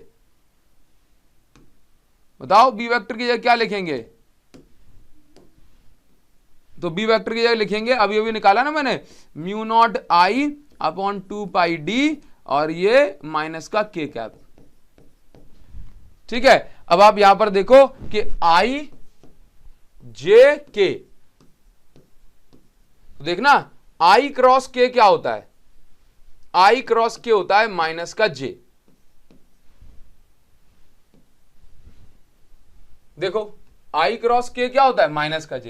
देखो I cross J K, J cross K I, K cross I J, तो उल्टा चलेंगे तो माइनस का। तो अब इन दोनों का माइनस माइनस का इंटू होके वैसे ही प्लस हो जाएगा, ठीक है। तो देखो अब देखना, -I इंटू -I, तो ये माइनस माइनस हो गए प्लस, लेकिन आई क्रॉस के तो माइनस का जे रहेगा, तो यहां पर आ जाएगा टोटल। अगर मैं इसको सॉल्व करके निकालूं तो F vector is equal to Q V cross mu naught I, मतलब अगर मैं इंटू ही कर दूं अब इसको सिंपल, तो अगर मैं इसको इतना लिखना चाह रहा हूं तो इतना लिखो, अदरवाइज इंटू होने के बाद तो ये कुछ ऐसा बन जाएगा। अब तो सिंपल आप ऐसे लिखिए, ये Q mu naught I upon 2 pi D into में आपका वेलोसिटी वाला v, और फाइनल में आपने क्या लगा दिया जे कैप।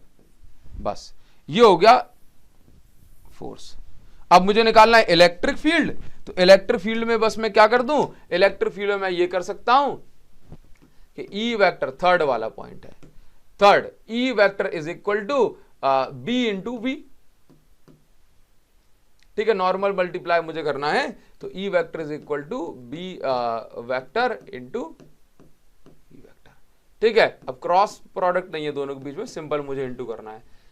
ठीक, तो अब आप यहां पर ये देखिए कि इलेक्ट्रिक फोर्स निकालना है, तो इलेक्ट्रिक फोर्स होता है, अब इसमें क्या है, इसे मान लो कि अगर मैं आपसे ये कहूं कि आपको ना इलेक्ट्रिक फोर्स निकालना, तो ये कौन सी कंडीशन है, अनडेविएटेड वाली कंडीशन। अनडेविएटेड वाली कंडीशन में मुझे पता है ना कि भाई जितना इलेक्ट्रिक फोर्स उतना ही मैग्नेटिक फोर्स होने वाला है, बट डायरेक्शन ऑपोजिट होने वाली है ना, जितना इलेक्ट्रिक फोर्स, हाँ तो मैं क्या बोलूंगा, टू मूव अनडेविएटेड,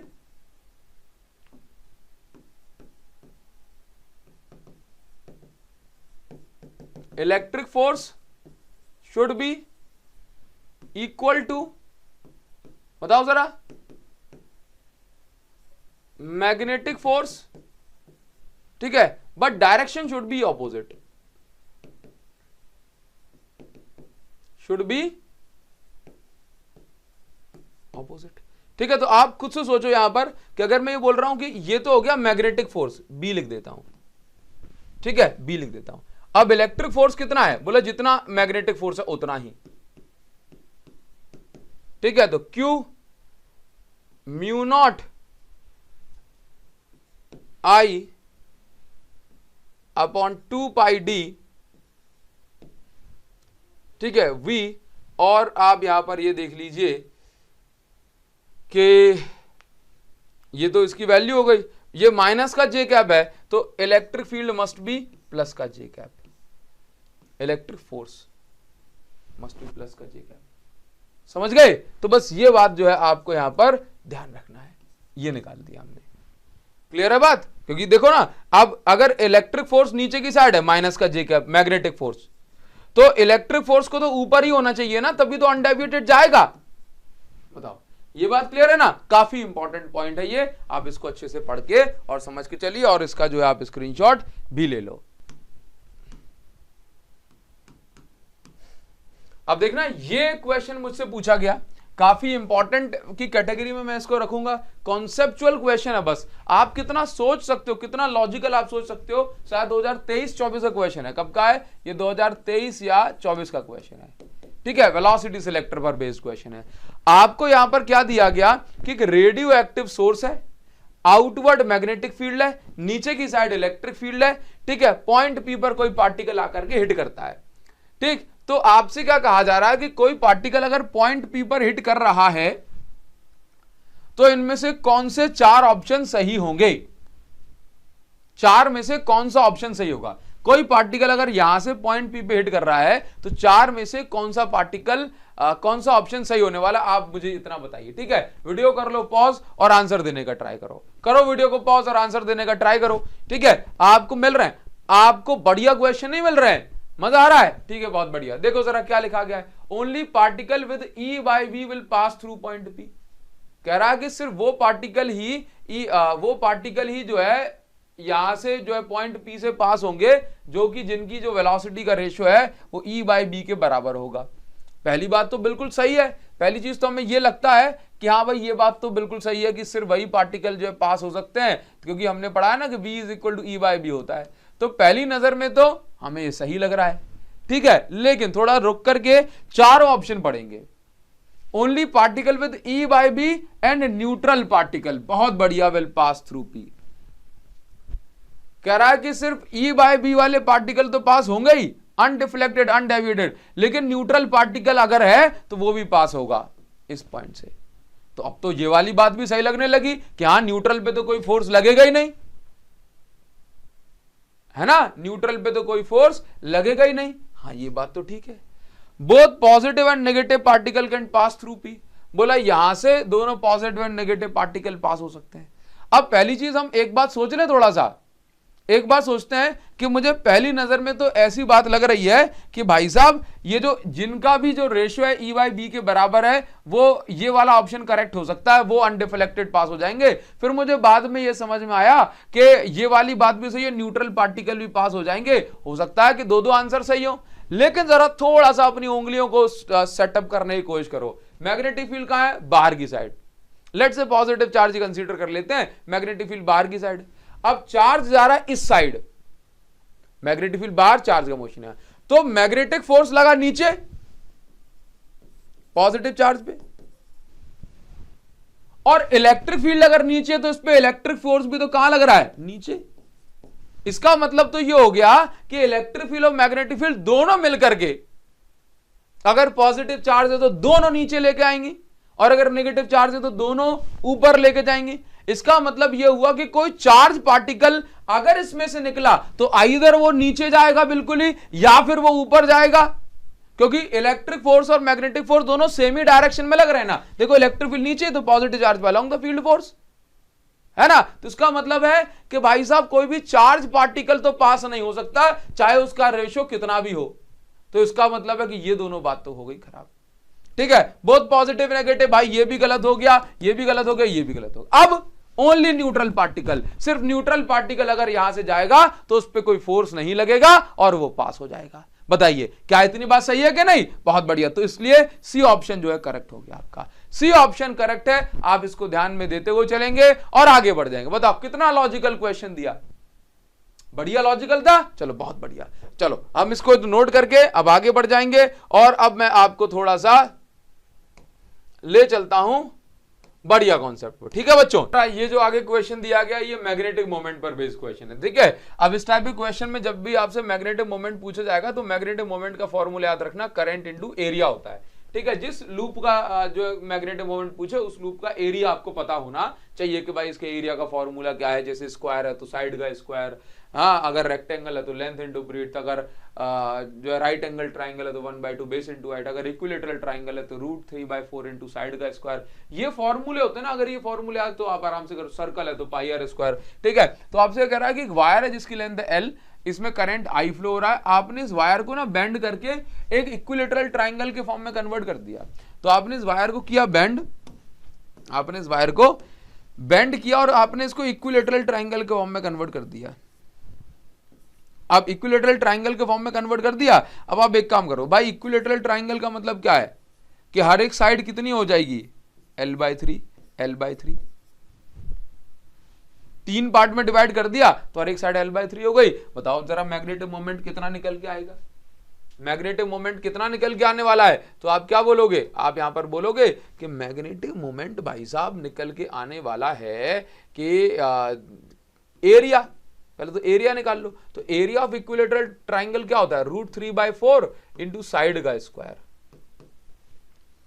तो √3/4, साइड कितनी है? l/3, तो इसका स्क्वायर कर दो। तो √3/4 इंटू l²/9, तो यहां पर √3/4 सॉरी √3l² अपॉन 9 4 जा 36, ये एरिया निकाल दिया। तो मैग्नेटिक मोमेंट क्या है? I into area. तो एरिया कितना हो जाएगा? √3/l² अपॉन में 36। बताओ जरा क्या इतनी बात क्लियर है? ध्यान रख पाओगे आप इसको? ध्यान रखिए, काफी इंपॉर्टेंट बात है, बहुत बहुत इंपॉर्टेंट बात है, ठीक है बच्चों। चलो आगे बढ़ेंगे और आगे बढ़ जाएंगे। अब जैसे मान लीजिए आपसे ये कह दे कि भाई साहब आपने एक वायर को ना एक स्क्वायर के फॉर्म में कन्वर्ट कर दिया। एक वायर है, आपने उसको स्क्वायर के फॉर्म में कन्वर्ट कर दिया, ठीक है। साइड है a, ठीक, वायर है लेंथ l और करंट दोनों में सेम फ्लो हो रहा होगा, ठीक है। अब आपको बताना है कि भाई आपने स्क्वायर के फॉर्म में कन्वर्ट कर, बताओ जरा कितनी निकल के आ गई? तो भाई मैग्नेटिक मोमेंट का फॉर्मूला करंट इनटू एरिया, ठीक है, I इंटू ए। अब ए क्या है, अब देखना कि आप इसकी साइड ए है, लेट्स आपको क्वेश्चन दे दिया कि wire of length L is bend into square of side A, ठीक है। तो आप यहां पर देखो कि भाई ये ए साइड में इसको तोड़ दिया, क्वेश्चन में लिख के दिया ए साइड में आपने इसको जो है बेंड कर दिया। तो ये जो लेंथ एल है ये कितनी साइड से मिलकर बनी है, ए, 2a, 3a, 4a, तो a is equal to L by 4। तो अब निकाल लो जरा, तो m is equal to current into side का स्क्वायर। एरिया का फॉर्मूला तो यही होता है ना स्क्वायर केस में, I इंटू साइड का स्क्वायर, a का स्क्वायर, a स्क्वायर जो हो जाएगा that is L square by 16। बताओ जरा, क्या इतनी बात क्लियर है? हाँ सर क्लियर है। चलो ठीक है, एक और इंपॉर्टेंट सा क्वेश्चन है मैग्नेटिक मोमेंट पर बेस्ड। इसमें क्या दिया गया है, two wires of same length are shaped into, दो वायर हैं सेम लेंथ के, इनको आपने शेप कर दिए स्क्वायर में एंड सर्कल में। चलो मैं आपको यहां पर लिख देता हूं कि स्क्वायर की साइड जो है, स्क्वायर की साइड, क्वेश्चन अधूरा है, स्क्वायर की साइड ए है और सर्कल की जो रेडियस है वो आर मान ली गई है। रेडियस, सर्कल की रेडियस कितनी मान लें, बोला आर मान लो, कितनी मान लो, आर मान लो, ठीक है। तो बताओ जरा, दोनों में सेम करंट फ्लो हो रहा है, आपको मैग्नेटिक मोमेंट का रेशियो निकालना है। तो भाई मैं बस क्या करूंगा, ये था दोनों सेम वायर है, लेंथ एल है, लेंथ एल है, आपने इसको स्क्वायर के फॉर्म में कन्वर्ट किया, आपने इसको रेडियस के फॉर्म में कन्वर्ट किया, ये ए हो गया। तो आप यहां पर देखो ना कि भाई साहब ये जो लेंथ एल है ये 4a के बराबर हो गई, यहां पे जो लेंथ एल है ये किसके बराबर हो गई, भाई देखो ना किसी वायर को अगर आप सर्कल के फॉर्म में कन्वर्ट करते हो तो उसकी टोटल लेंथ कितनी होती है, 2πr के बराबर। तो यहां पर जो ए जो साइड है स्क्वायर जो रहेगा that will be L by 4 और यहां पे जो रेडियस रहेगी that will be L by 2π।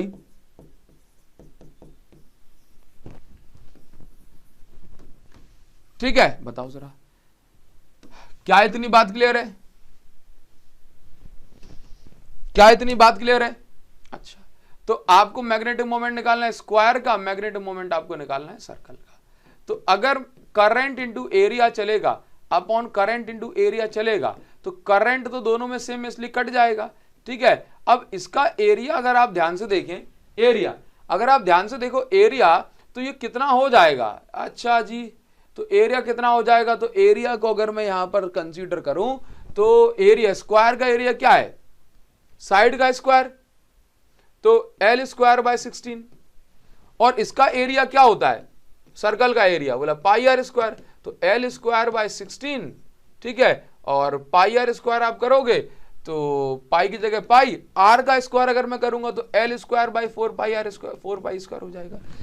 अब कैंसलेशन, ये कट गया, एल स्क्वायर से ये कट गया, तो यहां पर क्या बचा, 4 पाई ऊपर अपॉन में 16, तो पाई बाई 4 निकल के आ गया।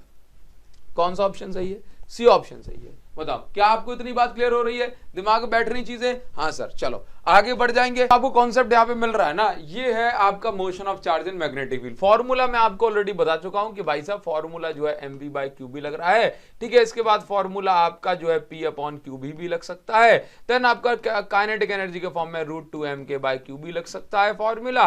देन आपका जो फॉर्मूला है k की जगह में q इंटू कैपिटल V यानी पोटेंशियल डिफरेंस लिखता हूं, तो ये कैपिटल QV अपॉन QB बन सकता है। तो ये सारे फॉर्मूले पर बेस्ड क्वेश्चन जो है पूछे जाते हैं। सबसे पहले मैं आपको यहां पर ले चलता हूं, जैसे मान लीजिए कि यहां पर मेरे पास पहला क्वेश्चन जो है ये दिया गया है।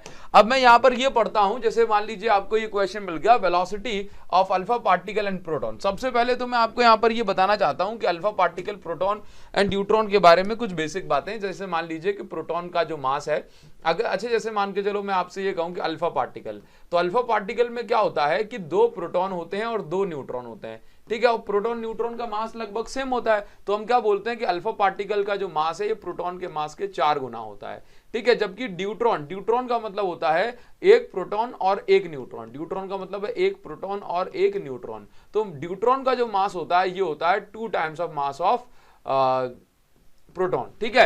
अच्छा, अगर मैं चार्ज की बात करता हूं तो भाई न्यूट्रॉन पे तो कोई चार्ज होता नहीं है, तो इसका मतलब प्रोटॉन पे जो अल्फा पार्टिकल का जो चार्ज होता है ये प्रोटॉन के चार्ज का 2 गुना होता है, ठीक है। अच्छा, और न्यूट्रॉन का जो चार्ज होता है ये प्रोटॉन के चार्ज के बराबर ही होता है, क्योंकि न्यूट्रॉन पे फिर से कोई चार्ज नहीं होता, ठीक है। तो आपको ये बात ध्यान देनी है बस, अगर आप इतनी बात को ध्यान रख सकते हो तो भाई आपका काम जो है हो गया। तो पहला क्वेश्चन जो आपको यहां पर मिल जाता है वो कुछ इस प्रकार से है, ठीक है। और इसका आपको जवाब देना है कि velocity of alpha particle in proton is constant. कह रहा है वेलोसिटी कांस्टेंट है, ठीक है। In uniform perpendicular magnetic field है तो मोशन सर्कुलर होने वाला है। Ratio of radius of path, देखिए जैसे मान लीजिए अल्फा पार्टिकल है और प्रोटॉन है, किसी भी परपेंडिकुलर मैग्नेटिक फील्ड में एंटर कर जाते हैं। परपेंडिकुलर मैग्नेटिक फील्ड में एंटर करेंगे तो ऑब्वियसली इनका जो मोशन है वो सर्कुलर मोशन होने वाला है। लेकिन अब आपको समझना है कि अल्फा पार्टिकल की रेडियस कुछ और होगी पाथ की, और जो है प्रोटॉन के पाथ की रेडियस कुछ और होगी। तो उसने क्या बोला कि वेलोसिटी कांस्टेंट है, तो आपको रेडियस का रेशियो निकालना है। तो आप क्या करेंगे, ऐसा फॉर्मूला सोचो रेडियस का जिसमें वेलोसिटी आ रही हो।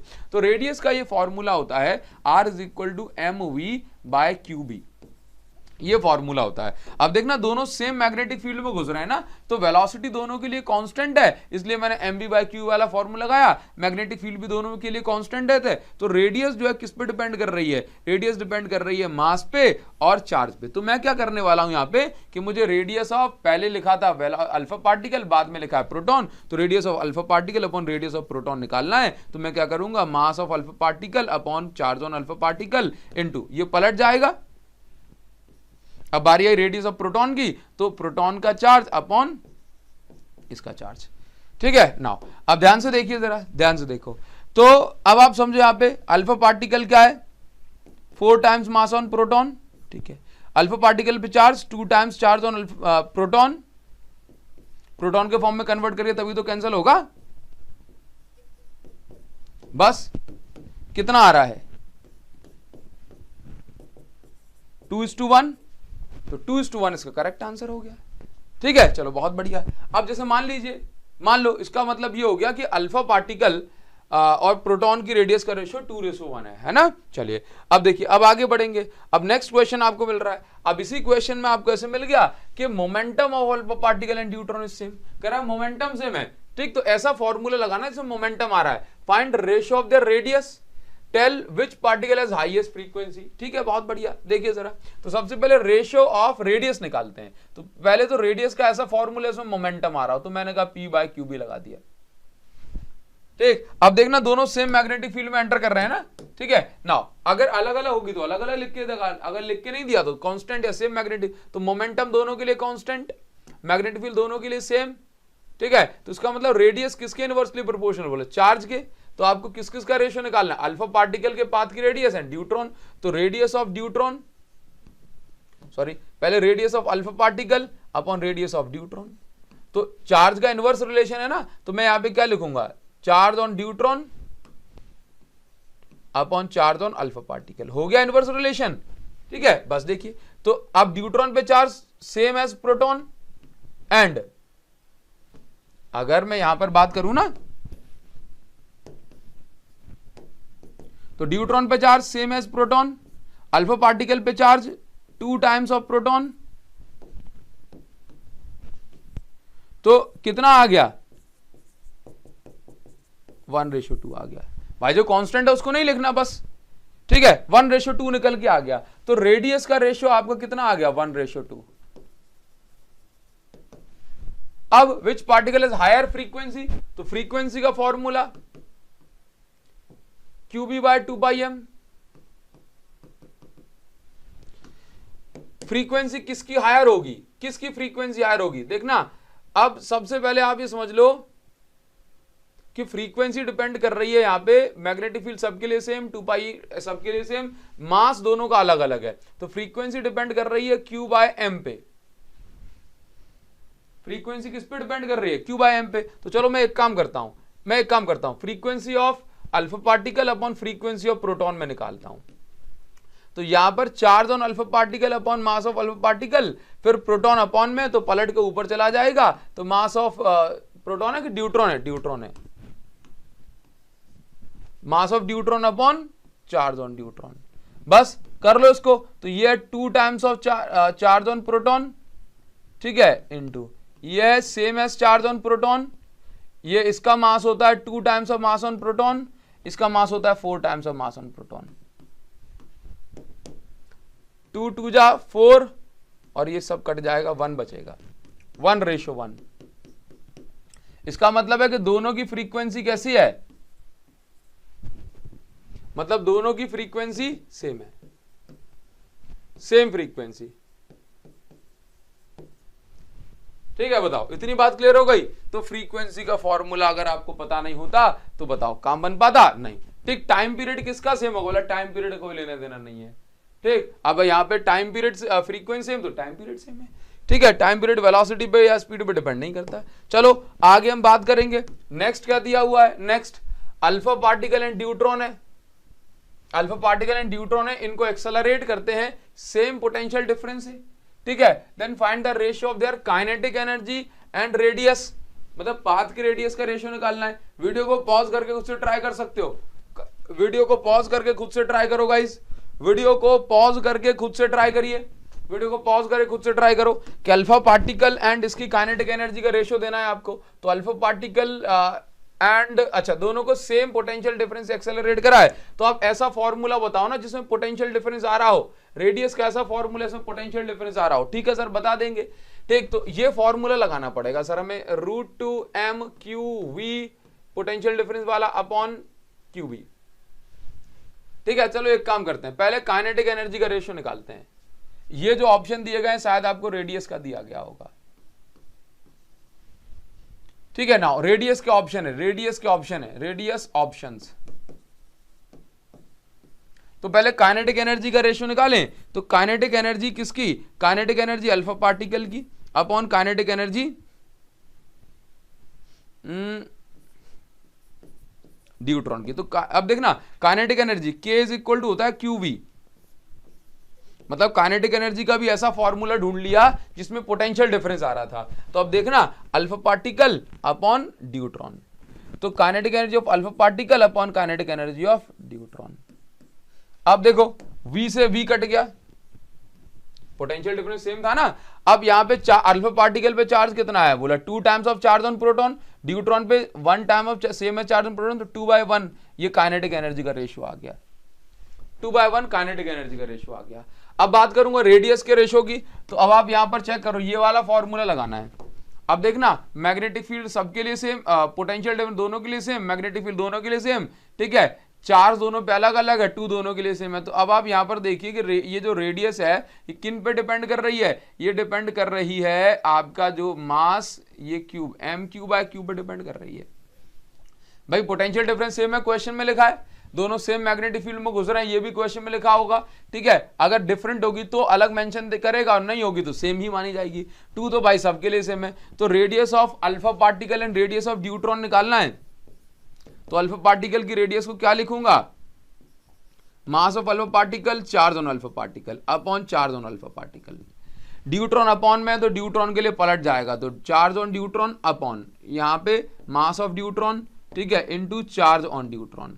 अब आप इसको यहां पर ध्यान से समझिए कि भाई मैं इसको क्या लिख सकता हूं, 4 times of mass on proton into charge on proton into 2 times of charge on proton upon 2 times of charge on proton. Alpha को मैंने प्रोटॉन में कन्वर्ट कर लिया, ड्यूट्रॉन को मैं प्रोटॉन में कन्वर्ट कर लेता हूं।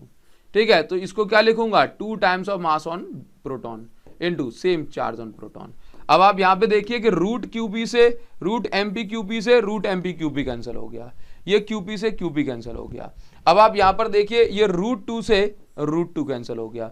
अब आप यहां पे देखो ये कितना बच रहा है, ये बच रहा है मेरे पास रूट के अंदर 4 है तो ये बाहर निकल के आ जाएगा 2 और नीचे वाला 2 है तो ये कितना आ गया 1:1। तो कौन सा ऑप्शन करेक्ट है, ये करेक्ट है, रेडियस का रेशियो दिया था। ठीक है, तो आप इस तरीके से सॉल्व करके आंसर जो है निकाल सकते हो। बताओ जरा, क्या इतनी बात क्लियर है? हाँ सर क्लियर है। चलो तो आप ये समझ गए। चलो मैं आपको नेक्स्ट क्वेश्चन देता हूं, अगर 3 चीजें एक साथ दे दी गई तब हम उसको कैसे करेंगे, तो जल्दी से एक बार यहां पर देख लेते हैं। सबसे पहले जो है आपको यहां पर ये क्वेश्चन पे मैं पहुंचा देता हूं और इसका आंसर हमें बताना है। ठीक है, ये देखिए alpha particle deuteron and proton, alpha particle deuteron and proton, आपको यहां पर बताना है कि भाई इनको हम सेम पोटेंशियल डिफरेंस अप्लाई कर रहे हैं। ठीक है, कंपेयर देयर काइनेटिक एनर्जी, पहले काइनेटिक एनर्जी कंपेयर करनी है and their ratio of radius. तो ये जो ऑप्शन दिए गए हैं ये मैं यहां पे लिख देता हूं, ये ऑप्शन यहां पर बताए गए हैं किसके, ये ऑप्शन यहां पर दे दिए गए हैं रेडियस के ऑप्शन। ठीक है, ये ऑप्शन कौन से हैं, रेडियस के ऑप्शन। चलो एक काम करो, ठीक, आप एक काम करिए कि आप वीडियो करो पॉज और खुद से इसका आंसर अगर बता सकते हैं तो आप बताइए। वीडियो को पॉज करके खुद से अगर आप आंसर बता सकते हैं तो आपको जरूर से बताना है गाइस। तो सबसे पहली बात मैं यहां पर एक काम करता हूं कि काइनेटिक एनर्जी कंपेयर कर लेता हूं। काइनेटिक एनर्जी, ठीक, तो मैं 3 है तो मैं ऐसे लिखूंगा, अल्फा पार्टिकल पहले नंबर पे तो मैं वही सीक्वेंस फॉलो करूंगा, ठीक है। ड्यूट्रॉन दूसरे नंबर पे तो ये ड्यूट्रॉन, और प्रोटॉन तीसरे नंबर पे लिखा है तो प्रोटॉन, ठीक है। नाउ अब ध्यान से देखिए, ध्यान से देखो, तो अब देखना, अगर प्रोटॉन ड्यूट्रॉन अल्फा तो इसी सीक्वेंस को फॉलो करता, उसके हिसाब से ऑप्शन आएंगे। अब देखो तो यहां पर क्या मिलने वाला है मुझे, यहां पे मिलेगा सबके लिए V तो सेम है, पहले alpha then deuteron then proton. तो भाई जो चीज तीनों में कॉमन होती है वो कट जाती है, तो हाय तो वी वी वी ये तीनों में कट गई ना। अब अल्फा पार्टिकल पे charge 2 times charge on proton, same है charge on proton and charge on proton. तो अगर मैं काइनेटिक एनर्जी का रेशियो अगर निकाल रहा हूं, काइनेटिक एनर्जीज का अगर मैं रेशियो निकाल रहा हूं सेम पोटेंशियल डिफरेंस के लिए, तो ये कितना बन रहा है 2:1:1, 2:1:1, ये काइनेटिक एनर्जी का जो है फॉर्मूला निकल के आ रहा है, यानी कि रेशियो निकल के आ रहा है काइनेटिक एनर्जीज का। बताओ क्या इतनी बात क्लियर है, बताओ क्या इतनी बात क्लियर है, ठीक है, बहुत बढ़िया। अब देखिए हम आगे बढ़ेंगे, अब हम आगे बढ़ जाएंगे तो यहां पर क्या बताया जा रहा है, अब यहां पे काइनेटिक एनर्जी का रेशियो तो हमने कंपेयर कर लिया, अब हम बात करेंगे रेडियस के रेशियो की। तो अब रेडियस का रेशियो मैं चाहूं तो मैं इस तरीके से निकाल सकता हूं, देखिए ना, रेडियस का रेशियो निकालता हूं, let's say radius of alpha particle, radius of deuteron and radius of आपका जो है प्रोटॉन, ठीक है। चलो इस तरीके से मैं सॉल्व करता हूं, वैसे मैंने पहले ऐसे नहीं किया, मैं पहले कैसे करता था कि अल्फा और प्रोटॉन का रेडियस निकाल लिया, देन अल्फा और ड्यूट्रॉन का रेडियस निकाल लिया। चलो अब मैं इस टाइप सॉल्व करता हूं उसको। तो अल्फा पार्टिकल की रेडियस का रेशियो किसके लिए, सेम पोटेंशियल डिफरेंस वाले केस में क्या बनने वाला है, जो चीज तीनों में कॉमन होती है हम उसको कैंसिल करते हैं, ठीक है। अब देखना जरा ध्यान से, तो अब यहां पर देखो अल्फा पार्टिकल की रेडियस ये √2m⁴ upon QB, ratio deuteron के लिए भी सेम चलेगा, ठीक है, अल्फा पार्टिकल के लिए भी सेम चलेगा, जो चीज तीनों में कॉमन होगी वो कैंसिल हो जाएगी, ठीक है। देखिए जरा, तो अब आप यहां पर एक चीज देख लो, ये अल्फा के लिए है, ये ड्यूट्रॉन के लिए है, ये प्रोटॉन के लिए है। अब बी तो सब में कॉमन है, √2, ठीक है, पोटेंशियल डिफरेंस और मैग्नेटिक फील्ड ये सब में कॉमन है। तो ये कितना बच गया, ये बच गया अल्फा पार्टिकल का mass 4 times mass on proton, alpha particle का charge 2 times charge on proton, ठीक है। अपॉन में क्या चल रहा है, अपॉन में चल रहा है 2 times charge on proton, proton के फॉर्म में मैंने कन्वर्ट कर लिया। इसी प्रकार से इसको √2 तो चलो हट गया क्योंकि तीनों में कॉमन था, कैंसिल वैंसिल हो जाएगा, जो चीज तीनों में है वो कैंसिल, ठीक है। नाउ अब इसके बाद इसका ड्यूट्रॉन का मास 2 टाइम्स मास ऑन प्रोटॉन, ठीक है। इसमें आप यहां पर देखो चार्ज ऑन प्रोटॉन सेम हो जाएगा, चार्ज ऑन प्रोटॉन सेम हो गया। अब मैग्नेटिक फील्ड तो कैंसिल हो गई थी तो हमने ऊपर ही निपटा दी, ठीक है, ड्यूट्रॉन पे चार्ज सेम है। अब यहां पर जो एज इट इज लिखा हुआ है भाई बस 2 हटा दो और बाकी सब तो ठीक है। अब देखिए क्या कैंसिल हो रहा है, ये देखो ये तीनों में कॉमन आ रहा है, जो जो तीनों में कॉमन है वो कैंसिल हो जाएगी। तो यहां पे क्या बच रहा है, यहां पे बच रहा है सिर्फ √8/2, यहां पे बच रहा है 2, √2 बच रहा है, और यहां पे बच रहा है कुछ नहीं 1, तो ये बन जाएगा 2√2/2, ये बन जाएगा √2 और ये बन जाएगा 1। तो बताओ जरा, 2 से 2 कट गया, √2:1 अल्फा ड्यूट्रॉन एंड प्रोटॉन। बताओ क्या आप इस टाइप के क्वेश्चन सॉल्व कर सकते हैं, सी इसका करेक्ट आंसर हो जाएगा, सी इसका करेक्ट आंसर है। अगर प्रोटॉन ड्यूट्रॉन ये पूछता तो 1:2 ये इस तरीके चलता, बताइए हो जाएगा। चलिए बहुत बढ़िया, अब देखो आगे बढ़ेंगे, अब आगे बढ़ जाएंगे तो अब आप इसको, ये तो चलो सेम हो गया। अच्छा अब अगर ऐसे दे दिया कि इन तीनों की काइनेटिक एनर्जी सेम है तब इनका रेशियो निकालना है, तो are moving with same kinetic energy, तीनों की काइनेटिक एनर्जी सेम है तो भाई आपको रेडियस का रेशियो निकालना है। ये आपका होमवर्क है, ये आपका होमवर्क है कि आप क्या करोगे, अल्फा ड्यूट्रॉन एंड प्रोटॉन। अब आप ऐसा फॉर्मूला लगाओगे जिसमें काइनेटिक एनर्जी आ रही हो,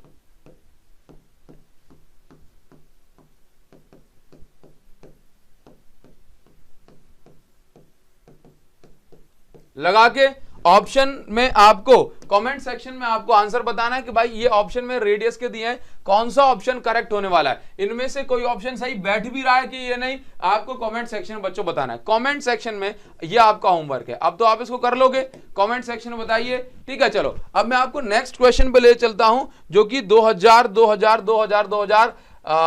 कभी एक आध साल, इसी साल पूछा गया है। 24 या 25 का क्वेश्चन है, 24 या 25 का क्वेश्चन है।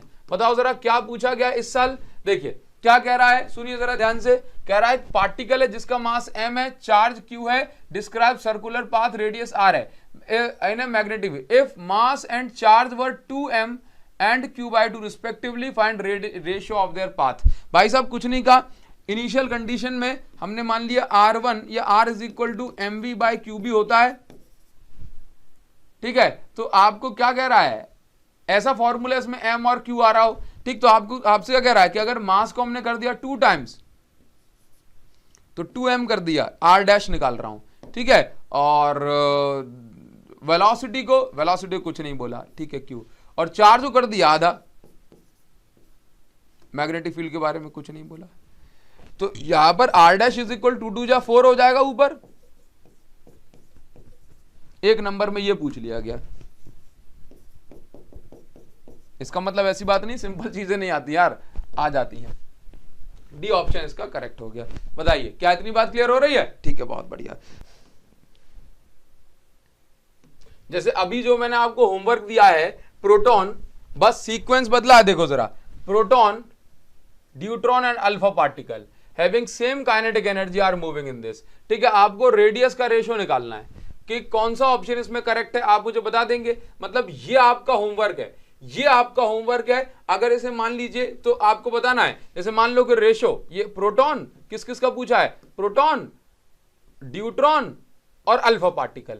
अब मान लो कि ऐसा निकल के आ जाए कि प्रोटॉन और ड्यूट्रॉन का सेम है तो 1:1 हो जाएगा। अल्फा पार्टिकल का लेट से जो है 2 निकल के आ रहा है तो ये 1:1:2, तो इसका मतलब प्रोटॉन और ड्यूट्रॉन का हो गया सेम, ठीक है, और अल्फा पार्टिकल का जो है हो गया ज्यादा इन दोनों से, ठीक। तो इस तरीके की कंडीशन कुछ बन सकती है। तो ये लिखने का तरीका है। आप मुझे बस कमेंट सेक्शन बताइए कि इनमें से कौन सा ऑप्शन जो है आपके लिए सही है। ये आपका होमवर्क है बच्चों, ये आपका होमवर्क है। कमेंट में बताना है इसमें कौन सा फॉर्मूला लगाओगे। पता है ना कि किस किस का दिया है, proton, deuteron, alpha particle, proton, deuteron, alpha particle, ठीक है। तो आप क्या करोगे, ऐसा फॉर्मूला जिसमें काइनेटिक एनर्जी आ रही हो, क्योंकि यहां पे लिखा है सेम काइनेटिक एनर्जी, तो √2m/qb, ठीक है। सेकंड वाले में ये किसके लिए, प्रोटॉन के लिए, ठीक है। अब उसके बाद ड्यूट्रॉन के लिए, फिर उसके बाद अल्फा पार्टिकल के लिए, तीनों के लिए निकाल सकते हो, आंसर आ जाएगा। बताओ जरा क्या आप कर लोगे। कमेंट सेक्शन में बच्चों आपका वेट कर रहा हूं। जो बच्चा कमेंट में आंसर लिख के देगा मुझे लगेगा कि हाँ भाई वो पढ़ रहा है, ठीक है। चलो अब मैं आपको बताने वाला हूं कि भाई साहब इसमें 2025 में एक क्वेश्चन पूछा गया, और वो क्वेश्चन क्या था वो आपको जरा जानना है। ये 2 पार्ट में पूछा गया था, अकेला 5 नंबर में नहीं आया था, 2 पार्ट में पूछा गया था। एक पार्ट किसी और टॉपिक का होगा, इसलिए मैंने उसको सेपरेट कर दिया, ठीक है। चलो आगे बढ़ जाएंगे। क्या लिखा गया है, एक चार्ज पार्टिकल है जो कि मूव कर रहा है, moving in circular path with velocity v in uniform magnetic field. It is made to pass through a sheet of lead. As a consequences it loses half of its kinetic energy without changing in its direction. अच्छा देखिए जरा, the radius of its path, the time period of revolution. देखो जरा, सबसे पहली चीज तो ये है, सबसे पहले आपको क्वेश्चन समझ लेना है। मान के चलो एक चार्ज पार्टिकल है जो कि मूविंग इन सर्कुलर पाथ, जो कि सर्कुलर पाथ में मूव कर रहा है, ठीक है। लेट से वो कुछ इस तरीके से मूव कर रहा होगा,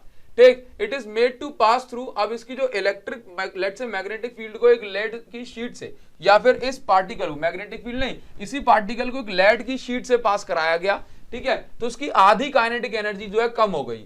तो आपको क्या बताना है, इसकी रेडियस में क्या चेंज आएगा, ठीक, और टाइम पीरियड ऑफ रिवॉल्यूशन में क्या चेंज आएगा। यानी कि इस बार आपको कह रहा है कि लेट से पहले वाली कंडीशन में जो रेडियस थी वो थी mv/qb, अब दूसरे, या अब काइनेटिक एनर्जी के फॉर्म में ऐसा फॉर्मूला लगाओ जिसमें काइनेटिक एनर्जी आ रही हो। तो मैं एक काम करता हूं कि ये लगा देता हूं, √2m/qb, ये फॉर्मूला लगा देता हूं, ठीक है ना। तो अब आप यहां पर ध्यान से देखो कि इस केस में क्या बोल रहा है। इस केस में बोल रहा है कि भाई जब आपने इसको लेड शीट से पास किया तो उसकी काइनेटिक एनर्जी क्या हो गई, हाफ हो गई। It loses 1/2 of its kinetic energy, यानी कि जो भी काइनेटिक एनर्जी थी उसकी अब आधी हो गई। तो मैं यहां पर क्या लिखूंगा, √2m, के की जगह k/2। चार्ज तो नहीं बदला होगा, नहीं सर, मैग्नेटिक फील्ड भी नहीं बदली। तो इसका मतलब ये हो गया ना, इसका मतलब ये हो गया कि अगर मैं ये r' कहलाएगा, तो अगर मैं इसको बाहर निकालूंगा तो भाई ये तो 1/√, बन के रह जाएगा ना। तो मैं इसको ऐसा बोल सकता हूं कि इसको, ये जो आप टर्म देख रहे हो, इसको तो मैं बोल सकता हूं r, और 1/√2 अपॉन में ही रह गया। तो इसका मतलब इसकी जो रेडियस होगी, radius will be reduce by √2 times, है ना। तो its radius will become 1/√2 times of its initial radius, ठीक है ना। टाइम पीरियड को क्या होगा, तो भाई टाइम पीरियड का फॉर्मूला 2πm/qb। अब आप मुझे बताओ कि जब आपने इसको लेड से उसके पास कराया तो बताइए जरा कौन कौन सी क्वांटिटी चेंज हुई। बोला सर ना तो मास बदला, ना चार्ज बदला, ना मैग्नेटिक फील्ड बदली। तो इसका मतलब क्या है कि time period will remain constant, time period will remain constant. ये 2 नंबर है पूछा गया है, बताओ बहुत ही सिंपल है कि नहीं। चलिए उम्मीद करता हूं आपको ये बात समझ में आ गई होगी। ये तो अभी हमने इतना पढ़ ही लिया है। नेक्स्ट जो पार्ट है, circular section, straight conductor, ampere circuital law, ये मैं आपको नेक्स्ट पार्ट में लेकर के आने वाला हूं। तो आप ये समझ लीजिए कि ये जो पार्ट है ये इंपॉर्टेंट था, चैप्टर की शुरुआत थी, ठीक है। जब तक आप इस पार्ट को खत्म करोगे मैं नेक्स्ट पार्ट भी लेकर के आ जाऊंगा। अगर इतनी जल्दी बड़ा पार्ट पूरा नहीं हो पाया तो मैं इसको 3 पार्ट में कंप्लीट कर दूंगा, ठीक है, इस सीरीज को, ठीक, मतलब इस चैप्टर को। तो मैं आपको बता दूं कि जो पार्ट 2 है, पार्ट 2 आप किसी भी कंडीशन में स्किप मत करना। Don't skip, never skip part 2, ठीक है ना। तो भाई ये ना जो इसका पार्ट 2 है, ये पार्ट 2 मोस्ट इंपॉर्टेंट है। पार्ट 2 मोस्ट इंपॉर्टेंट है। पार्ट 2 से क्वेश्चन 100% आएगा एग्जाम में, ठीक है। अब देखो सर इस पार्ट में से नहीं आते क्या, भाई मैंने आपको इस पार्ट में 24 और 25 के क्वेश्चन कराए इतने सारे, तो आपको अपने आप ये चीज अगर आप पूछ रहे हो सर इस पार्ट में से क्वेश्चन नहीं आते, तो भाई ये कब आया था, 2024-25 के इतने सारे क्वेश्चन आए, तो आएंगे। तो पार्ट 2 जो होने वाला है ये मोस्ट इंपॉर्टेंट क्वेश्चन से और भाई साहब मोस्ट एक्सपेक्टेड क्वेश्चन से भरा रहने वाला है। तो आप इस पार्ट को जरूर से देखेंगे और कॉमेंट सेक्शन में अगर आपको मुझसे कुछ कहना है तो जरूर कहिए, मैं आपका वेट कर रहा हूं। जब तक आप इस पार्ट को खत्म करेंगे देख करके मैं नेक्स्ट पार्ट जो है लेकर के आ जाऊंगा। Thank you so much guys, thanks a lot, thank you.